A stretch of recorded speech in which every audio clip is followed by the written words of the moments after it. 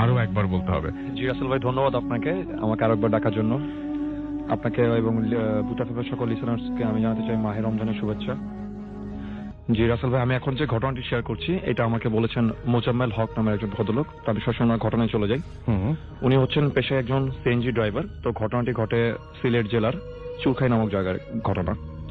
তো ঘটনাটি ঘটে আজ থেকে 8 বছর আগে। তো আমি তার বাসার বর্ণনাটা একটু দিয়ে নিচ্ছি। তো উনি যে বাসাটা থাকতেন সেই বাসাটা হচ্ছে 4 তলার একটি বিল্ডিং এবং তার নিচতলায় হচ্ছে 2-3টা দোকানের মতো ছিল। আর সেকেন্ড ফ্লোরে উনি থাকতেন, আর থার্ড ফ্লোর এবং ফোর্থ ফ্লোরের আপনার ছাদগুলো ঢালাই দেওয়া ছিল। আর ওনার বাসাটা ছিল মূল সড়কের একেবারে উপরেই ছিল। আর ওনার বাসার আশেপাশে তেমন কোনো বাসাটা ছিল না, যে বাসা চারপাশে ক্ষেত ছিল। তো উনি যখন সেই বাসাটা প্রথম ভাড়া নেন তখন উনি বাসায় গিয়ে যোগাযোগ করেন যে উনি রাস্তার দিকে যে ফ্ল্যাটটা ছিল সেই ফ্ল্যাটটা ভাড়া নেবেন। তো বাসাটা বেশ সরু ছিল, তো 2টা ফ্ল্যাটই ছিল প্রতিটা ফ্লোরে।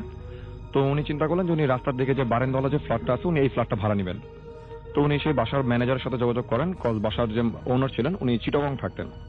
তো উনি ম্যানেজারের সাথে কথা বলেন, ম্যানেজার ওনাকে যেটা বলেন যে ওই ফ্ল্যাটটা ভাড়া হয়ে গেছে, উনি যদি চান তাহলে পিছনের ফ্ল্যাটটা ভাড়া নিতে পারেন। তো উনি রাজি হয়ে যান, পিছনের ফ্ল্যাটটা ভাড়া নেন। তো ওনার ফ্ল্যাটে 2টা রুম ছিল। তো উনি সেখানে ওনার ওয়াইফ ওনার বাচ্চা কাচ্চা উনি থাকা শুরু করলেন। তো সপ্তাহ 2-3 একের মতো যায়, বাট ওই সামনের যে ফ্ল্যাটটা ছিল সেই ফ্ল্যাটে কারা ভাড়া থাকতেছে বা কে উনি কিছু কিন্তু দেখতে পারেন এই 2-3 সপ্তাহের মধ্যে। অ্যাটলিস্ট দেখতে পাওয়ার কথা, চলাফেরা করার সময় অ্যাটলিস্ট দেখতে পাওয়ার কথা, বাট উনি কিছুই দেখতে পাননি। তো যাই হোক, যখন রাসেল ভাই তারা ওই ফ্ল্যাটটা থাকা শুরু করলেন, তো 2-3 সপ্তাহ পর থেকে তারা যেটা এক্সপিরিয়েন্স করলেন যে রাতের বেলা মনে হচ্ছে যে আপনার ওনাদের যে পাশে যে ফ্ল্যাটটা সে ফ্ল্যাটে যদি আপনার অনেকগুলো মানুষ যখন কোনো সেমিনারে একসাথে কথা বলে যেরকম সাউন্ড হবে বা হইচই করলে যেরকম সাউন্ড হবে এরকম শব্দ ওনারা শুনতে পেতেন রাতের বেলা। আর ওনারা যেটা আরো শুনতে পেতেন সেটা হচ্ছে যে ভারী কোনো আসবাবপত্র রুমের যদি ফ্লোর ঘেঁষে এক পাশ থেকে আরেক পাশে নেওয়া হয় যেরকম একটি গড়গড় গড়গড় শব্দ হবে, ঠিক এরকম একটা শব্দ আসছে। তো ওনারা পরদিন সকালবেলা সেই বাসার ম্যানেজারকে বলে যে পাশের ফ্ল্যাটে মানে কাদেরকে ভাড়া দিচ্ছেন, এরকম রাতের বেলা তো অনেক শব্দ হইচই হয় সেখানে। তো ম্যানেজার যেটা বলে যে ওখানে একজন হাজবেন্ড এন্ড ওয়াইফকে ভাড়া দেওয়া হয়েছে, আর যেহেতু রাতের বেলা তো শব্দ হয় এটা তো হওয়ার কথা না, তো ওনারা 2জনই থাকতেন। আচ্ছা। তো যাই হোক, এভাবে চলতে লাগলো। তো একদিনকার কথা, তো মোজাম্মেল হক যিনি তখন উনি সিলেটে উনি লেটেস্ট মাইক্রোবাস চালাতেন। তো উনি বাসায় ফিরতেন রাত 11টা 11:30 এরকম লেট করে ফিরতেন। তো ওনার বউ সারাদিন বাসায় থাকতেন। তো ওনার স্ত্রী একদিন দোকান থেকে বাসায় আসার সময় সিঁড়ি দিয়ে ওঠার সময় উনি দেখতেন যে সামনের যে ফ্ল্যাটটা ছিল সেই ফ্ল্যাটের দরজার সামনে একজন মহিলা দাঁড়িয়ে আছে। আচ্ছা। এবং তাকে দেখতে অনেকটা উদ্বাস্তুর মতো লাগছে, মানে মনে হচ্ছে যে পাগলের মতো কেউ একজন, উস্কো খুস্কো চুল। তো তাকে দেখে মনে হলো যে সে খুব তাড়াহুড়া করে রুমের ভিতরে ঢুকে দরজাটা লাগিয়ে দিল। তো এটা দেখার পর উনি এটাকে নর্মালি নিলেন, উনি রুমে চলে আসেন। তো ওনার হাজবেন্ডের সাথে ব্যাপারটা শেয়ার করেন। তো একদিনকার কথা রাসেল ভাই, তারা ঘুমিয়েছিলেন খুব ফজরের দিকে। আচ্ছা। তাদের দরজায় খুব জোরে জোরে নক হচ্ছে এবং তাদের ঘুম ভেঙে যায়। তো তারা ঘুম ভেঙে যাওয়ার পর তারা তখন দরজা খুলে বেরিয়ে দেখে যে একজন ভদ্রলোক সেখানে দাঁড়িয়ে আছেন এবং তিনি বলতেছেন যে উনি পাশের ফ্ল্যাটে থাকেন। পাশের ফ্ল্যাটে থাকেন? জি। আচ্ছা। তো উনি বলেন যে আপনারা একটু কাইন্ডলি টু আমার ফ্ল্যাটে একটু আসেন। ওনাকে দেখে মনে হচ্ছিল উনি মানে অনেকটা ভীত সন্ত্রস্ত হয়ে পড়ছেন। তো ওনারা যখন যায়, মোজাম্মেল হক আর ওনার ওয়াইফ যখন সেই ফ্ল্যাটটা যায়, তারা গিয়ে দেখে যে ওই লোকের যে স্ত্রী তার ফাঁসি দেওয়া লাশ সেই তাদের বেডরুমের সিলিং ফ্যানের সাথে ঝুলছে। ডিয়ার লিসেনার, চলে আসলাম আবারও বাছাইকৃত কিছু ভয়ানক ঘটনা নিয়ে। আপনারা এই এপিসোড শুনতে পাবেন সব থেকে বাছাই করা ভয়ানক ঘটনাগুলো। ভূতপ্রেম থেকে নেওয়া সব থেকে বাছাই করা ভয়ানক ঘটনাগুলো প্রতিনিয়ত এই ইউটিউব চ্যানেলে আমি পাবলিশ করে থাকি। তবে যারা আপনারা প্রতিনিয়ত এই ধরনের ঘটনাগুলো শুনেন তারাই বলতে পারবেন। যারা এই চ্যানেলে নতুন রয়েছেন তারা অবশ্যই এই এপিসোডটি শেষ পর্যন্ত শুনলেই বুঝতে পারবেন। তাই বলবো, যারা এখনো এই চ্যানেলটি সাবস্ক্রাইব করেননি অবশ্যই চ্যানেলটি সাবস্ক্রাইব করে নেবেন। আর আপনাদের মাঝে কোন ঘটনাগুলো পছন্দ অবশ্যই কমেন্ট সেকশনে জানিয়ে দেবেন। চলুন এই ভিডিওর মধ্যে একটি লাইক দিয়ে আমরা প্রত্যেকটি ঘটনা শেষ পর্যন্ত শুনে আসি। এবং রুমের এনভায়রনমেন্টটা হচ্ছে যে রুমের মধ্যে ছড়ানো ছিটানো রক্তের দাগ ছিল। আচ্ছা। তো এটা দেখার পর তারা বেশ ভয়। এটা কি মানে সবাই দেখেছে? হ্যাঁ, এটা ওনারা দেখেছেন, প্লাস বাসার যে ম্যানেজার ছিল উনিও দেখেছেন পরবর্তীতে। আচ্ছা। তো ওনারা যখন রাসেল ভাইটা দেখলেন তো ওনারা দেখার পর বাসার ম্যানেজারকে খবর দেন। ম্যানেজার যেটা করেন যে ম্যানেজার দোকানের ভিতরেই থাকতেন। তো ম্যানেজারকে খবর দেওয়ার পর ম্যানেজার যেটা করে যে উনি পুলিশকে খবর দেয়। তো পুলিশ আসার পর সেই লাশকে সেখান থেকে নামানো হয়। তো পুলিশ এসে যথারীতি সেই লাশ নিয়ে যায় পোস্টমর্টম করার জন্য। তো পোস্টমর্টম করার জন্য যখন পুলিশ সেই লাশটি নিয়ে যায় তখন তার হাজবেন্ডকেও কিন্তু অ্যারেস্ট করে নিয়ে যায় পুলিশ। যেহেতু সুসাইড করলে তো আর রুমের এনভায়রনমেন্ট এরকম থাকার কথা না। তো ওনার হাজবেন্ডকে নিয়ে যাওয়ার পর তারা সেই রুমটা লক করে দেয় বাসার ম্যানেজার। তো ওনার হাজবেন্ডকে নিয়ে যাওয়ার পর প্রায় সপ্তাহখানেক আর কোনো কিছু হয়নি, ওই রুমটা ভাবেই তালাবদ্ধভাবে ছিল। তো তারপর থেকে রাসেল ভাই তারা যা এক্সপেরিয়েন্স করা শুরু করলো সেগুলো অনেকই ভয়ঙ্কর ছিল। আচ্ছা। যে রাতের বেলা এরকম হয়েছে যে তারা শুয়ে আছেন, হাজবেন্ড আর ওয়াইফ দুজন শুয়ে আছেন, কিন্তু পাশের রুম থেকে মনে হচ্ছে কোন একজন মেয়ে মানুষের আর্তনাদের চিৎকার ভেসে আসছে এরকম। আচ্ছা। তো এরকম ওনারা কিন্তু প্রায় শুনতেন। এটা কি রেগুলারই হতো? হ্যাঁ। তো প্রথম আচ্ছা। প্রথম রাসেল ভাই ওনারা ভাবেন যে হয়তো বা রাস্তা বা বাইরের থেকে আসছে। তো বাইরে থেকেও আসার কথা না, যেহেতু নেইবার্স বলতে গেলে আশেপাশে কেউ নেই, বেশ দূরে দূরে বাসা, চারপাশে আচ্ছা। ক্ষেত। হুম। তো একদিন যেটা হয় যে ওনার হাজবেন্ড মোজাম্মেল হক যিনি, উনি রাতে খুব লেট করে বাসায় ফিরেন। আচ্ছা। তখন রাত 1:30 2টা এরকম বাজে। হুম। তো ওনারা হাজবেন্ড এন্ড ওয়াইফ দুজন খেতে বসেন। হুম। তো খেতে বসার পরে ওনারা স্পষ্ট শুনেন দুইজন একসাথে হুম। যে ওনাদের পাশে যে ফ্ল্যাটটা ছিল, মনে হলো কেউ একজন দরজা খুলে বের হলো। বের হয়ে সিঁড়িতে যদি আমরা 2-3টে স্টেপ বাদ দিয়ে যদি লাফ দিয়ে উঠি যখন দ্রুত, যেরকম একটা ধপাস ধপাস শব্দ হয়, ঠিক মনে হলো কেউ একজন রুম থেকে বেরিয়ে ঠিক এভাবে ছাদে চলে গেল। আচ্ছা। তো তারা খাওয়া দাওয়া করতেছিলেন এবং একটা সময় তারা আবার শুনলেন যে কেউ একজন নেমে এসে সেই রুমের ভিতরে ঢুকে দরজাটা লাগিয়ে দিল। তো তারা ভাবে যে হয়তো ভাড়া টাড়া হয়ে গেছে সেই রুমটা। তো তারা যথারীতি ঘুমিয়ে পড়েন।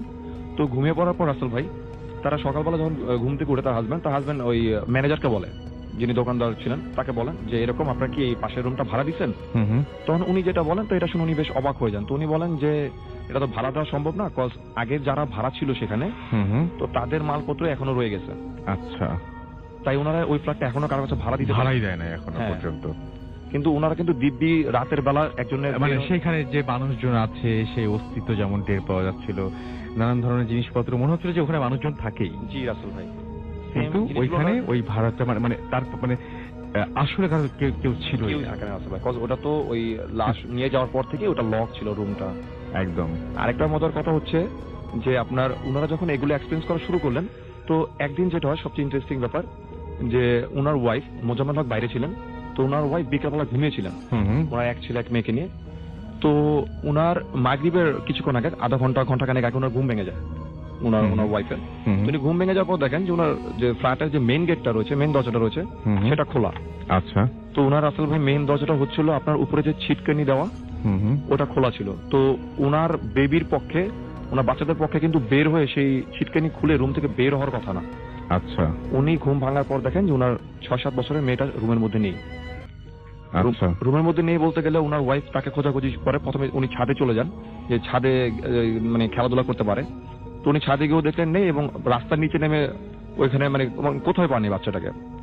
আর আশেপাশে যেহেতু কোনো নেইবার ছিল না যে কারো বাসা গিয়ে খেলাধুলা করবে এরকম। তো ঠিক মাগরিবের আজান দিবে এমন একটা সময় রাসেল ভাই তার বেবিটা ঘরে আসে। তো তার বেবিটা মেয়েটা আসার পর তার ওয়াইফ তাকে জিজ্ঞেস করে যে তুমি কোথায় ছিল এতক্ষণ, তোমাকে আমরা তখন খোঁজাখুঁজি করলাম। তো রাসেল ভাই তার রিপ্লাইটা কিন্তু খুবই উইয়ার্ড ছিল। আচ্ছা। সে তার আম্মাকে যেটা বলে যে আমি পাশের ফ্ল্যাটের আন্টির কাছে ছিলাম। আচ্ছা।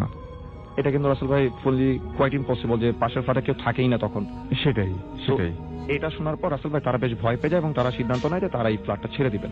খুবই স্বাভাবিক, এবং এর পরে আসলে কারো সেখানে থাকার সাহস হওয়ার কথাও না। And thank you so much. ভাই এরপর কিন্তু আরেকটু আছে। ওকে ওকে, শুনি তাহলে। রাসেল ভাই তারপর যেটা হয় তারা যখন চিন্তা করে যে ফ্ল্যাটটা ছেড়ে দিবে, তার কিছুদিন পরেই সেখানে দুজন বোন এসে সেই রুমটা ভাড়া নেয়। আচ্ছা। তো তাদের যেটা ছিল যে তাদের বড় বোনটা যে ছিল সে স্থানীয় এক এনজিও তে কাজ করতেন, আর তার ছোট বোনটা তার সাথে থাকতো। আচ্ছা। তো যখন তারা ভাড়া নিল, তারা তাদের ওই আগের ফ্যামিলির ওই আসবাবপত্রগুলি ব্যবহার করতেন। তো তারা ভাড়া আসার পর তারা মনে একটু সাহস সঞ্চার হয় তাদের যে পাশে তো একটা নেইবার্স আসছেই। তো ওনারা থাকা শুরু করলেন। তো তারা ভাড়া নেওয়ার পর থেকে তাদের সাথে ভালো কমিউনিকেশন ছিল তারা আর এইসব জিনিস এক্সপিরিয়েন্স করা বন্ধ হয়ে যায় তাদের। তো যারা ভাড়া নিল তাদের সাথে ঘটনাগুলো ঘটা শুরু হয় ওই রুমটার মধ্যে। তারা রাতে বেলা শুনতে পায় যে তাদের কিচেন রুমে কেউ একজন কাজ করলে যেরকম শব্দ হবে জিনিসপত্র নিয়ে, ঠিক ওই রকম শব্দ হচ্ছে। তো যখন তার বড় বোনটা যায়, যে এনজিওতে জব করে, সে গিয়ে দেখে যে সেখানে কেউই নেই। আচ্ছা। তো একদিনকার ঘটনা যে তার বড় বোনটা দুপুরবেলা লাঞ্চ করার জন্য বাসায় ফিরে। তো বাসায় ফেরার পর সে অনেকক্ষণ দরজা নকটক করে, দরজার ভিতরে কোনো রেসপন্স নাই। ভিতরে তার বোন ছিল। তো কোনো রেসপন্স না পেয়ে তার কাছে যে চাবিটা ছিল সেই চাবিটা দিয়ে সে রুমের দরজাটা খুলে। তো খোলার পর আসলে যেটা দেখে তার যে ছোট বোন ছিল রুমের মধ্যে, ঠিক আগের ফ্যামিলির মতো তারও ফাঁসি দেওয়া লাশ সেই রুমের সিলিং ফ্যানের সাথে ঝুলছে। আচ্ছা। তারা কিন্তু জানতো না যে আগে যে একটা ফ্যামিলি ছিল তাদের সাথে এরকম একটা ইনসিডেন্ট ঘটছে। তো এটা দেখে মোজাম্মেল হক যে ওনার ফ্যামিলি দেখে আগের ফ্যামিলির যে মহিলাটা ছিল যার লাশ এভাবে ঝুলতেছিল, ঠিক ওনারা ভাড়া নেওয়ার পর ওনার ছোট বোনের লাশও সেম একই ভাবে ওই ওই side। একই ফ্যানে। তো এটা দেখার পর আসলে ওনারা ফ্ল্যাটটা ছেড়ে দিয়ে জাস্ট পাশের একটা ফ্ল্যাটে, মানে পাশে একটা টিন শেড বাসা ভাড়া নেয়। তো ওনারা সেখানে ভাড়া নেওয়ার পর তো 3-4 মাস সেই ফ্ল্যাট আর কোনো ভাড়াটিয়া ছিল না, সেখানে পুরো হুম। খালি ছিল। তো তার কিছুদিন পর একজন হাজবেন্ড এন্ড ওয়াইফকে সেই ফ্ল্যাটটা আবার ভাড়া দেওয়া হয়। তো ওনারা পরে যেটা শুনতে পায় ওই ওনাদের মুখ থেকে, আর নিচে যে ম্যানেজার যারা ভাড়া থাকতো তারা নাকি প্রতিদিন রাতেই মনে হতো যে শুনতে পেতো যে উপরে কোনো আসবাবপত্র নড়াচড়া হচ্ছে, কেউ কথা বলতেছে, ইভেন মনে হচ্ছে যে সিঁড়ি দিয়ে কেউ নেমে যাচ্ছে বাসার উপর থেকে। তো থার্ড যে ফ্যামিলিটাকে ভাড়া দেওয়া হয় তারা হাজবেন্ড এন্ড ওয়াইফ ছিল। তো তারা নাকি তারাও প্রথমে ওই আগের ফ্যামিলির যে আসবাবপত্রগুলো ছিল তারা সেগুলো ব্যবহার করতো, যেহেতু অলরেডি ওই ফ্যামিলির কোনো রিলেটিভ এসে সেই মালপত্রগুলো নেয়নি। তো তারা ভাড়া নেওয়ার পর থেকে তারা সেই রুমের মধ্যে মানে হঠাৎ মাংস পচার একটা গন্ধ, ঠিক এরকম একটা গন্ধ রুমের মধ্যে, মানে কোত্থেকে আসছে তারা এগুলো মানে এটা সোর্স খুঁজে পাচ্ছিল না। তো তারা ম্যানেজারকে বলে যে এরকম একটা গন্ধ আসতেছে রুমের মধ্যে, প্রায় সময় আসে। তো আমরা চাচ্ছিলাম যে ওই আগের ভাড়াটিয়ার মালপত্রগুলো ওই খালি ফ্ল্যাটটা রেখে দিই। তখন ওই ম্যানেজার যেটা বলে যে ঠিক আছে, ওনাদের মালপত্র উঠায়। বাট ওনাদের মালপত্র উঠানোর পরও ওনারা কিন্তু এরকম একটা স্মেল মাঝে মধ্যে পেতেন, বেশিরভাগ সময় ওনারা রাতে পেতেন। ইভেন অনেক সময় এমন হচ্ছে যে ওনাদের ঘুম ভেঙে যায়। তো ওনারাও সেম একই জিনিস এক্সপিরিয়েন্স করা শুরু করলেন যে মনে হচ্ছে বারান্দার মধ্যে কি একজন ফিস করে কথা বলছে, কোন একজন মেয়ে মানুষ কথা বলছে। তো একদিনকার ঘটনা যেটা হয় যে ওই থার্ড ফ্যামিলির যে হাজবেন্ড ছিল উনি রাতের বেলা ঘুম থেকে উঠে, বলতে গেলে একটা রুমেরই ফ্ল্যাট, বড় একটা রুম, মাঝখান দিয়ে পার্টিশন করা ছিল। তো উনি পানি খেতে উঠে কিচেন রুমে যায়। তো আসলে উনি পানি খাচ্ছিলেন তখন। তো উনি পানি খেয়ে জাস্ট উনার রুমের দিকে আসবেন, তখন উনি রাসেল ভাই যেটা দেখলেন যে উনার ওয়াইফ খাটে শুয়ে আছেন এবং সেম উনার ওয়াইফের মতো দেখতে আরো একজন ওই রুমের যে সিলিং ফ্যানটা ছিল সেই ফ্যানের মধ্যে ঝুলছে একই রকম। হ্যাঁ, উনি দুইজনকে দেখতে পান, উনার ওয়াইফ। মানে আমি খালি চিন্তা করছি যে এই সময় যারা শুনছেন তারা যদি এরকম কোনো কিছু এক্সপিরিয়েন্স করেন তাহলে কেমন হবে ব্যাপারটা। উনি দেখতেছেন আসল ভাই উনার ওয়াইফ দিব্যি খাটে শুয়ে আছেন এবং উনার মতো সেম একজন সেই সিলিং ফ্যানের মধ্যে ঝুলতেছে। তো এটা দেখার পর আসল ভাই উনারা কিছু মনে নেই, উনি সেন্স হারিয়ে ফেলেন। তো ওনাদের মুখ থেকে ঘটনাগুলো শুনেন। তো মোজাম্মেল হক এখন ঢাকায় থাকেন। তো উনি রাসেল ভাই 2-3 বছর আগেও সিলেট যান। তো উনি গিয়ে শুনে আসেন যে সেই বিল্ডিং এর মানে উপরে যে 2টা ফ্ল্যাট সেটা এখন পর্যন্ত কেউ থাকে না এবং নিচে যে দোকানগুলো ছিল রাসেল ভাই সেই দোকানগুলো বন্ধ হয়ে যায়।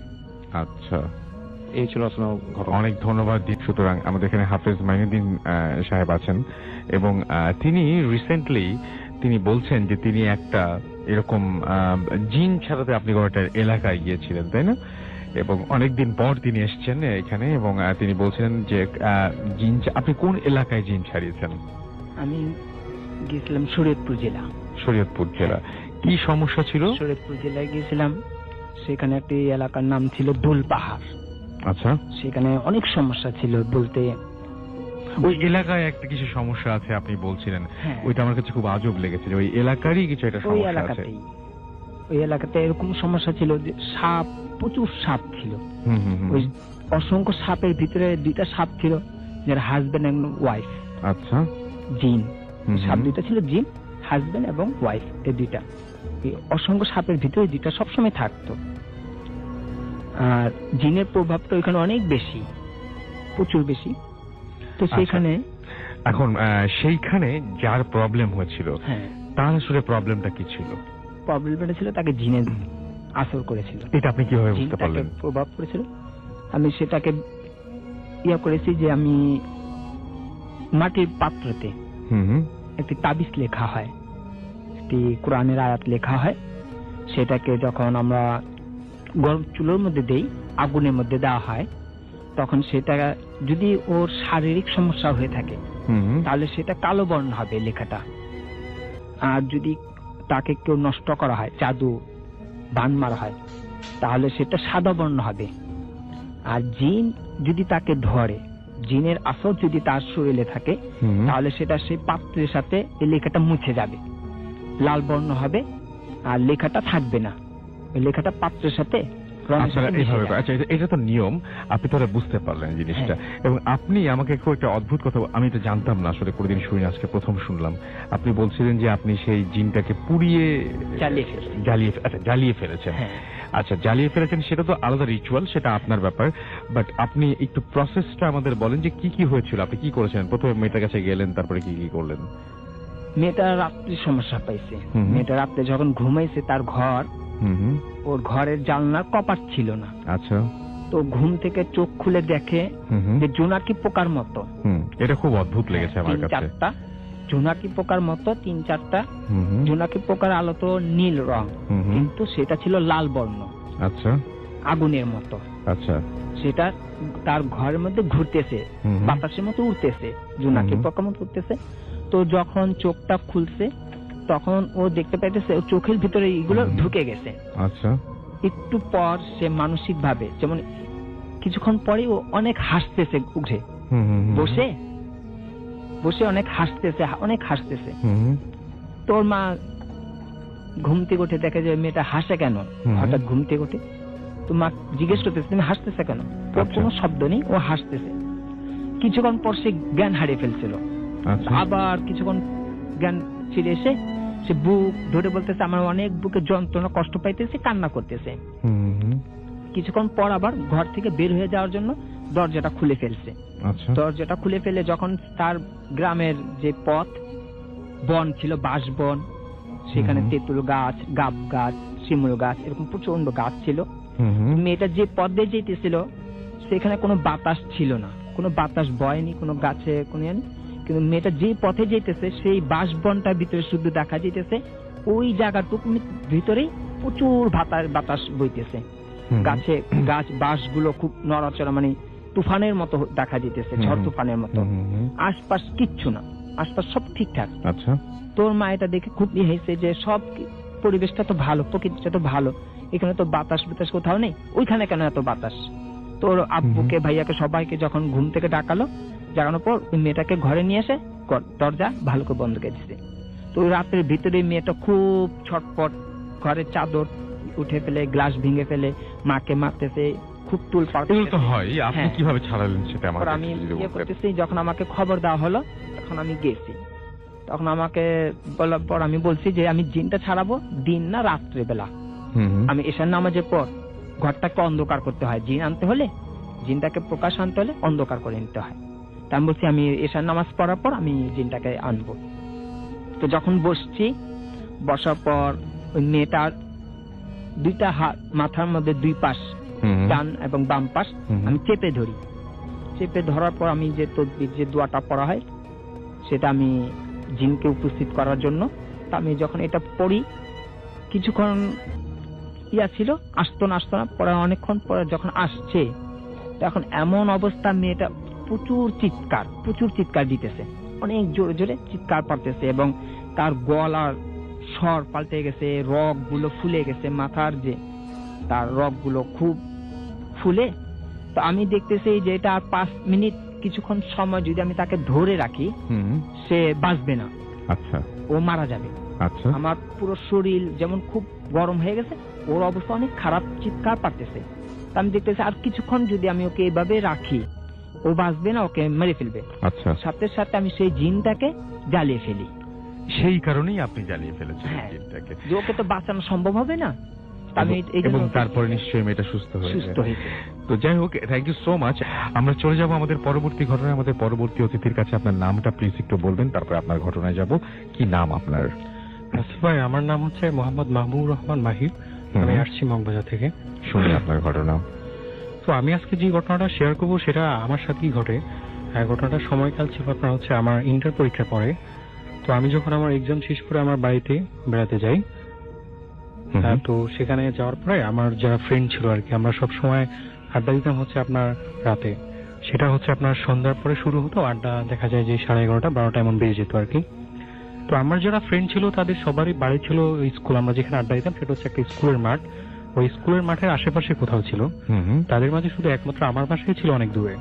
তো দেখা যেত যে আমাকে ম্যাক্সিমাম সময় একা একা বাসায় আসতে হয়। তো সেদিন যখন আমরা সবাই মিলে আড্ডা দিচ্ছিলাম, হঠাৎ করেই এই রাতের মধ্যে আপনার একটা গরুর বাছুর মাঠের মধ্যে এসে দৌড়াদৌড়ি করতেছে আর কি। তো আমরা তো প্রথম দেখে ভাবলাম যে এত রাত্রে কার গরুর বাছুর আসতো। তো আমার একটা ফ্রেন্ড কি করছে, দুষ্টামি করে ওটাকে দৌড়াইতে একসময় ওইটা আর দেখে নাই। হ্যাঁ, ওইটার পিছে খুঁজতে ওইটাকে আর দেখে নাই। তো আমরা সেদিন এটা দেখি সবাই একটু ভয় পেয়ে যাই। তারপরে আমরা ভাবি যে আজকে আড্ডাটা এখানেই শেষ করে দেই। তো আড্ডা শেষ করার পরে যে যার মতো করে সবাই সবার বাসায় চলে যাচ্ছে। তো আমি যখন আমার বাসায় আসতেছি, স্কুল মাঠ থেকে আপনার প্রায় 5-6 মিনিট হাঁটার পরে একটা হিন্দু বাড়ি পড়ে আর কি, বিশাল বড় একটা হিন্দু বাড়ি। তো ওই হিন্দু বাড়ি যে চিতাখোলা আছে সেটা একদম রাস্তার পাশে। আচ্ছা। তো যখন চিতাখোলার পাশে আসলাম তখন দেখলাম যে চিতাখোলার মধ্যে আগুন জ্বলতেছে। বুঝতে পারলাম যে হয়তো আজকে কোনো হিন্দু মারা গেছে, যার কারণে তাকে পোড়া দেওয়া হয়েছে, সেই আগুনটা এখনো জ্বলতেছে। তো এটা দেখে আর মাঠের কাহিনীটা সব মিলে আমার কেমন জানি ওই সময় থেকে একটু একটু ভয় লাগা শুরু হয়েছে। আচ্ছা। তো বলা ভালো যে আমার বাড়ি আসার সময় আপনার প্রায় রাস্তার দুপাশেই কবরস্থান, যত দূর আসবে সবাই কবরস্থান পড়ে অনেক। তো আমি এইভাবে কিছু দূর হাঁটার পরে আপনার যখন একটা কবরস্থান যখন ক্রস করি, তো তখন আমার গায়ের মধ্যে একটা গরম হাওয়া লাগতেছে। আচ্ছা। তো আমি ভাবলাম যে হয়তো আমি ভয় পাচ্ছি এই জন্য। তো আমি তারপরে দোয়া টোয়া পরে আরো হাঁটা শুরু করলাম। আরো কিছু দূর আসার পরে আপনার বিশাল বড় একটা কবরস্থান পড়ে। আর এই জায়গাটা সবসময় একটু অদ্ভুত থাকে, এখানে কোনো না কোনো সময় আপনার কোনো না কোনো ঘটনা ঘটেই থাকে। তো এখানে যখন এই কবরস্থানের পাশে যখন আসলাম, তো আমার মনে হচ্ছে যে আমার পিছনে হয়তো বা কিছু একটা আসতেছে। আমি যেমন হাসছি বা ছোট ছোট ক্র্যাশিং আওয়াজ হচ্ছে, তো আমি ভাবলাম যে একবার পিছনে তাকাবো, দেখবো যে কে আসতেছে আমার সাথে। তো এটা চিন্তা করে যখন পিছনে তাকাই তখন আসলেই কাউকে দেখতে পাই না, দেখি যে পুরোই খালি। তো আমি আবার দোয়া টোয়া পরে আমার মতো করে হাঁটা শুরু করলাম। কিছু দূর আসার পরে আপনার আমার 20 থেকে 25 হাত সামনে দেখলাম যে একটা মেয়ের মতো দাঁড়িয়ে আছে, কিন্তু তার চেহারা দেখা যাচ্ছে না, উল্টো করে। তো আমি ভাবলাম যে এত রাতে কোত্থেকে মেয়ে আসলো, কি করবো এখন বুঝতে পারতেছি না সেটা দেখে। আচ্ছা। তো আমি যতই হাঁটতেছি সামনে, মেয়েটাও আস্তে আস্তে সামনে চলে যাচ্ছে। তো আরো কিছু দূর যাওয়ার পরে মেয়েটা আর যাচ্ছে না, ওর মতো করে দাঁড়িয়ে আছে। আচ্ছা। আমি এখন একটু সামনে যেয়ে তাকে জিজ্ঞেস করলাম যে আপনি কে, এত রাত্রে এখানে কি করেন? ও কোনো কথাবার্তা বলতেছে না, ও চুপ করে দাঁড়িয়ে আছে। তো পরে ভেবে নিলাম হয়তো বা শহর থেকে আসছে কারোর সাথে বেড়াতে বা এত রাতে ঘুরতে বেরিয়েছে এমন ভাবে। তো আরো কিছু দূর যাওয়ার পরে যখন আমি তার থেকে প্রায় 10 থেকে 15 হাত সামনে, তখন আমি তাকে জিজ্ঞেস করি যে কে আপনি? তো ও কোনো কথা বলতেছে না, ও হঠাৎ করেই বলতেছে যে ওরা আমাকে বাঁচতে দেয়নি, ওরা আমাকে মেরে ফেলছে। আচ্ছা। তো এই কথা শোনার পরে আমার রীতিমতো আমি অবাক হয়ে গেলাম যে এত রাত্রে এই মেয়েটা কি বলে, ও তো আমার সামনেই দাঁড়িয়ে আছে। তো একটু পর আমি যখন আবার জিজ্ঞেস করলাম যে আপনি কি বলছেন এগুলো, আপনি তো এখনো জীবিত, আপনাকে কে মেরে ফেলছে? তো ও কোনো কথা বলে নাই, ও শুধু কি করছে, তার সামনের যে জামাটা ছিল, ওটা ওটা উপরে উঠে আমাকে ওর প্যাডটা দেখাচ্ছে। তো যেটা দেখলাম যে আসলে এই মৃদু আলোর মধ্যে সেটা হচ্ছে যে ওর প্যাড দিয়ে রক্ত বের হচ্ছে আর বিশাল একটা কাটার দাগ। এটা দেখে আমি রীতিমতো ভয় পেয়ে যাই। তো এই কথা বলার পরে সে আবার বলছে যে ওরা আমাকে হত্যা করেছে, আমাকে মেরে ফেলছে, বাঁচতে দেয় নাই। এই কথা বলে সে সামনে ঘুরে তার পিঠ উল্টালো, সেখান দিয়ে দেখতেছি যে বড় একটা কাটা, সেখান থেকে ব্লাড বের হচ্ছে। তো আমি এটা দেখে পুরোই ভয় পেয়ে গেলাম যে এখন আমি কি করবো বুঝতে পারতেছি না। তো আমি চুপচাপ দাঁড়িয়েছিলাম, ও কোনো কথা বলছে না, আমি আমার মতো করে দাঁড়িয়ে আছি, আমি দোয়াটা যা পারি পড়তেছি। তো আমি ভাবতেছি যে আমি যদি খুব বেশি ভয় পেয়ে যাই তাহলে হয়তো বা সেন্সলেস হয়ে যাবো। এরকম কিছুক্ষণ থাকার পরে হঠাৎ আমার মনে হচ্ছে যে আমার পিছন থেকে কোনো একটা আলো আমার সামনে দেখা যাচ্ছে। তো আমি সাহস করে পিছনে তাকালাম, দেখলাম যে অনেক দূর থেকে একটা লাইটের আলো আসতেছে।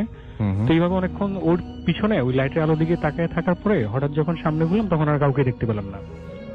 তো পরে যখন ওই লাইটের আলো আমার সামনে আসলো তখন দেখলাম যে ওই বাড়ির পাশের একজন বড় ভাই, তো উনি আমাকে জিজ্ঞেস করতেছে তোমাকে এত ঘামাচ্ছে কেন, তুমি কোত্থেকে আসছো এত রাত্রে এসে? তো আমি ওনাকে বিস্তারিত কাহিনী বললাম যে এই সমস্যা এরকম হয়েছে। তো এটা শোনার পরে উনি বললো যে আমি তো অল্প কয়েকদিন আগে আসছি, এরকম কাহিনী আমিও শুনছি, আমি এখন আসলে দেখি নাই, কিন্তু এরকম শুনলাম যে এই কবরস্থানের পাশ দিয়ে যাইলে এই সমস্যাটা হয়। পরে শুনলাম এবং যারা মিস করেছেন বা যারা একটু বুঝতে পারেনি কি সমস্যাটা হয়, রেগুলার সবাই কি দেখেন আসলে, সবাই হচ্ছে যে যেমন একটা মসজিদ বলছে একদিন যে উনি আজান দিতে আসছেন, তো আজানের প্রায় 8 ঘন্টা আগে উনি মসজিদে আসে। তো উনি যেটা বলতেছে, উনি দেখতেছে যে একটা মেয়ে দাঁড়িয়ে আছে, ওনার রাস্তার সামনে মেয়ে দাঁড়িয়ে আছে, কোনো কথাবার্তা নাই, চুপচাপ। আর যদি কেউ ওকে জিজ্ঞেস করা হয় কিছু যে আপনি এখানে কেন দাঁড়িয়ে আছেন, কোত্থেকে আসছেন, তাহলে শুধু সে একটা কথাই বলে যে ওরা আমাকে মেরে ফেলছে, ওরা আমাকে বাঁচতে দেয়নি। পরে আমি ওই বড় ভাই, আর তাছাড়া আরেকটা হচ্ছে এরকম যে উনি বললো যে উনি ওনার যে ছোট ভাই ছিল, তো ওরা এরকম রাত্রে ঘুরতো আর কি। তো একদিন ওরা দুটো ফ্রেন্ড মিলে ঘুরতেছে, তো দেখতেছে যে ওই মেয়েটাই ওই কবরস্থান থেকে রাস্তায় উঠে আসে, এইরকম দাঁড়িয়ে থাকে, আর যদি কেউ যায় তাহলে তাকে এরকম ভাবে ভয় দেখায়, অথবা কেউ যদি জানতে চায় তাকে যে কি হয়েছে আপনারা এখানে কোত্থেকে আসছেন এইসব, তাহলে শুধু একটা কথাই বলে যে ওরা আমাকে বাঁচতে দেয় না, ওরা আমাকে মেরে ফেলেছে। তো পরে আমি ওনাকে জিজ্ঞেস করলাম যে এই মেয়েকে কি আসল বিষয়। পরে উনি বললো যে এই মেয়েকে কয়েকদিন আগে মার্ডার করা হয় আপনার ঢাকাতে। তো মার্ডারের পরে আপনার লাশটা নিয়ে ওইখানেই কবর দেওয়া হয়, আর কবর দেওয়ার পরে আপনার ম্যাক্সিমাম সময় কেউ না কেউ এই ঘটনাটা ফেস করে। অনেক অনেক অনেক ধন্যবাদ আপনার। ডিয়ার লিসেনার্স, আমি সঞ্চিতা। আমি আজকে আপনাদের সাথে যে স্টোরিটা শেয়ার করব সেটা আমি আমার এক বন্ধুর কাছ থেকে পাই। ঘটনাটা ইউরোপের একটা দেশের একটা 15 বছরের বাচ্চা ছেলেকে নিয়ে। তো আমি সরাসরি কাহিনীতে চলে যাই। ছেলেটা এমনিতে খুবই ভালো, বাট ওর একটাই মানে যে বৈশিষ্ট্য সেটা হচ্ছে সে খুবই কিউরিয়াস। সে সবকিছু নিয়ে এক্সপেরিমেন্ট করতে পছন্দ করে। তো হঠাৎ করে সে ইন্টারনেট ঘেটে দেখতে পেল যে তার একটা রিচুয়ালের খবর, যেটাকে জাজমেন্ট বা কর্ম বলা হতো। তো তার শখ হলো যে সে সেই রিচুয়ালটা করবে। খুব কঠিন একটা রিচুয়াল ছিল সেটা। তো সে রিচুয়ালটা সম্পন্ন করার পর তার মনে হচ্ছিল যে সে ঠিক মতো রিচুয়ালটা করতে পারেনি somehow, এবং তার মনে হচ্ছিল যে somehow he is cursed, এবং নিজেকে সে কার্স মনে করার একটা কারণ ছিল। কারণ হলো যে সে যখনই রিচুয়ালটা সম্পন্ন করছিল সে একটা তার বাসার লনে, এবং সে যখন বাসায় আসলো তখন সে দেখতে পেল যেটা একটা ভয়ঙ্কর দৃশ্য। তার ঠিক দরজার সামনে তার প্রিয় কুকুরটা মরে পড়ে আছে, এবং মৃত্যুটা কোনো স্বাভাবিক মৃত্যু না, জাস্ট 2 টুকরো হওয়া লাশ একটা। তো এই ঘটনার পরপরই যে লাশটা দেখার পরপরই সে যেটা দেখলো যে জানালার পাশ থেকে যেন একটা কালো ছায়া চট করে সরে গেল, এবং এই ডার্ক শ্যাডো দেখার পর তারপর তার প্রিয় কুকুরের মৃত্যুর পর সে এমনিতে খুবই শক ছিল। তো এই ঘটনার পর 3 দিন সে ঘুমাতেই পারেনি। অনেক সিডেটিভ নিল, অনেক কিছু করলো, কিন্তু তারপর তার ঘুম হয়নি। এবং ইন্টারেস্টিং পার্ট হলো সে যখনই কোনো জানালা পাশ দিয়ে যেত বা মিররের দিকে তাকাতো তখন তার মনে হতো যেন একটা কালো ছায়া তাকে অনুসরণ করছে। তো এই ঘটনার 3 দিন পর সে 3 দিন ঘুমাতে পারেনি এরকম। তো সে সিডেটিভ নেওয়া বন্ধ করলো এবং ন্যাচারাল ওয়েতেই তার ভীষণ ঘুম পেল। তন্দ্রা মতো আসছিল, 10 মিনিট হবে তার একটা তন্দ্রা মতো ভাব আসছিল।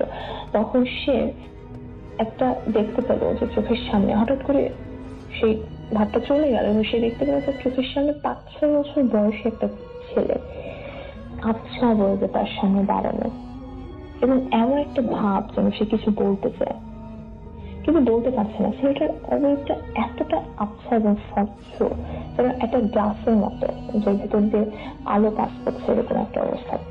তো সে ছেলেটা কিছু বলতে চাচ্ছে, আমার একটা ভাব হচ্ছে। তারপর সে ভালো করে লক্ষ্য করলো যে এই ছেলেটার মুখ সেলাই করা এবং তার শরীরে বিভিন্ন আঘাতের চিহ্ন।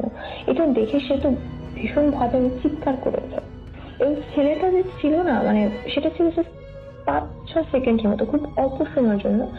এটা দেখে সে চিৎকার করে উঠে এবং উঠতে গিয়ে দেখে বিছানা ছেড়ে সে তার শরীরে তীব্র ব্যথা, এবং সে বুঝতে পারে না, তার মনে হচ্ছে তার শরীর কেটে গেছে somehow, মানে ভীষণ ব্যথা করছে। এবং সে তীব্র ব্যথা নিয়ে বিছানা থেকে উঠে এবং আয়নার সামনে যায় এবং গিয়ে দেখে যে তার পেট, পিঠ এবং পা কেটে গেছে। এবং এটা দেখার পর তো সে ভীষণই ভয় পায়, এবং সে ঠিক করে যে সেই রিচুয়ালটা যদি আবারও করে তাহলে হয়তো ব্যাপারটা কন্ট্রোলে আসবে। এবং সে এই রিচুয়ালটা ঠিক করার জন্য সে আবার ইন্টারনেট ঘেটে সে দেখতে পায় যে একটা অ্যান্টি রিচুয়াল টাইপের সামথিং যদি করে, স্যাক্রিফাইস যদি করে তার নিজের কোনো শরীরের কোনো অংশ, তাহলে হয়তো বা সেটা সে ঠিক হয়ে যাবে তার সেই সমস্যা। তো সে সেই কাজটাই করে, সে তার পায়ের একটা আঙ্গুল কেটে ফেলে।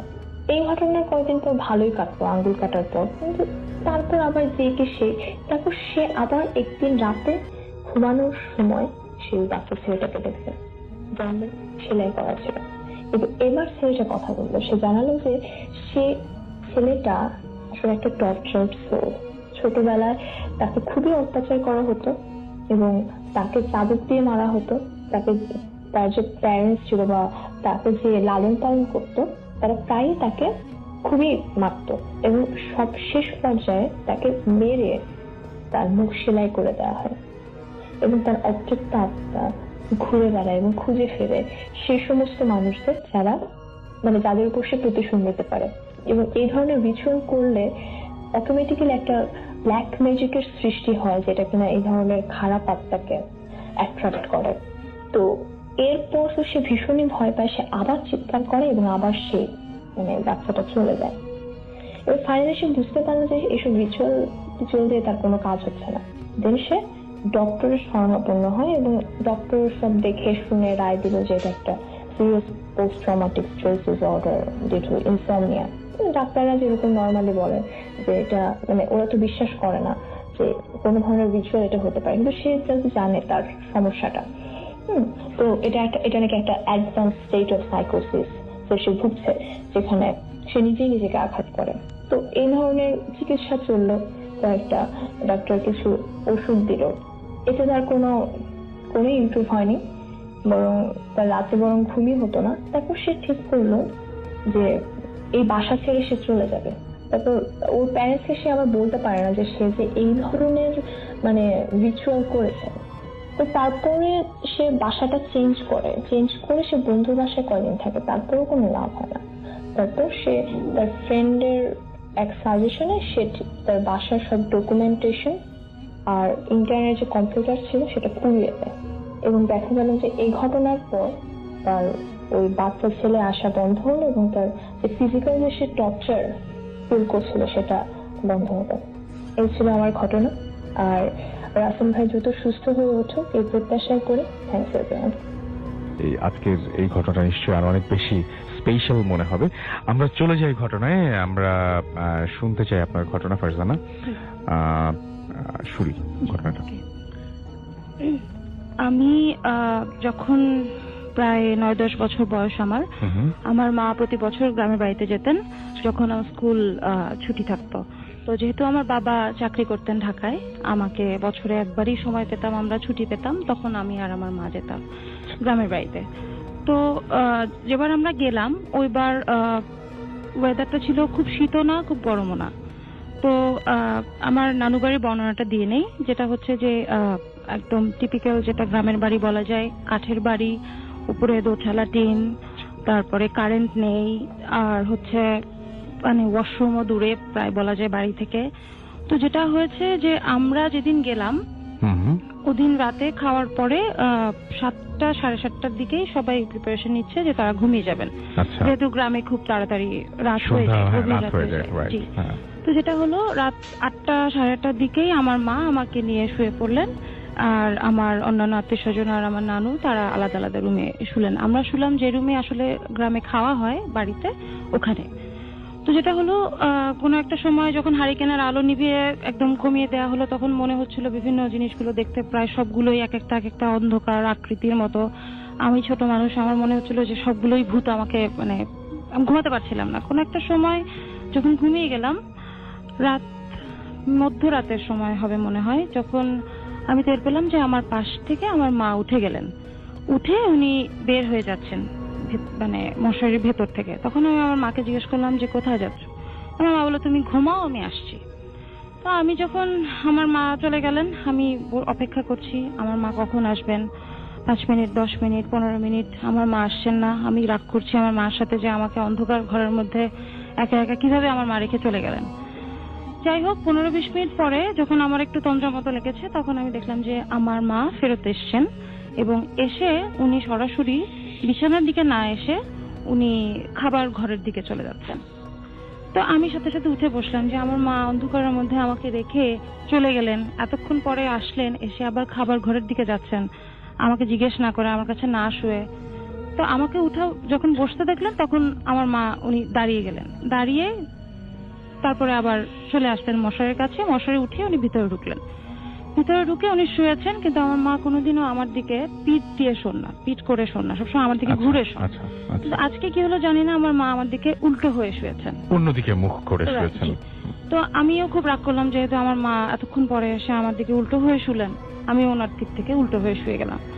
কিন্তু একটা জিনিস ফিল করতে লাগলাম যে খুব গরম লাগছে, খুব দমবন্ধ লাগছে, অস্বস্তি লাগছে, যেটা প্রতিদিন হয় না, কখনোই হয় না। আমার মা আমার কাছে সবচেয়ে কমফোর্টের জিনিস, কখনোই এটা হবে না। তো যেটা হচ্ছে খুব খারাপ লাগছে। তো হঠাৎ করে আমি খেয়াল করলাম যে আমার কোমরের উপরে মানে আমার গায়ের উপরে একটা হাত রেখেছেন আমার মা। কিন্তু আমার মা যখন আমার গায়ে হাত দেন কখনো আমার এরকম ফিল হয় না, কিন্তু আজকে প্রচন্ড গরম লাগছে। আমার মায়ের হাত আগুনের মতো গরম, যেটা কখনোই হওয়ার সম্ভাবনা নাই। তো যেটা হোক, আমি মায়ের উপরে যেহেতু রাগ, আমি হাতটা উঠিয়ে সরিয়ে দিলাম যে ধরো না। কতক্ষণ পরে আমি শব্দ পেলাম যে রান্নাঘরে মানে খাবার রুমে শব্দ হচ্ছে। তা তাকিয়ে দেখি যে আমার মা ওই খাবার ঘরের ওখানে কাজ করছেন। তা আমি একটা জিনিস অবাক হয়ে গেলাম যে আমার মা বিছানা থেকে বের হয়ে গেলেন মশারি উঠিয়ে। আমার পাশ থেকে কোনো নড়াচড়া হলো না, মশারি উঠানোর কোনো শব্দ হলো না, কিছু হলো না। আমার মা কিভাবে বের হয়ে চলে গেলেন। যাই হোক 5 মিনিট পরে আমি শব্দ পাচ্ছি কেউ কিছু খাচ্ছে। আমি দেখতে পাচ্ছি আমার মা আমার দিকে উল্টা হয়ে ঘুরে কিছু খাচ্ছেন এবং খুব বাজে শব্দ করে খাচ্ছেন, যেটা কখনোই আমি দেখি নাই ওনাকে। আর উনি যখন খাচ্ছিলেন তখন একটা খুব বাজে দুর্গন্ধ আসছিল আমার নাকে।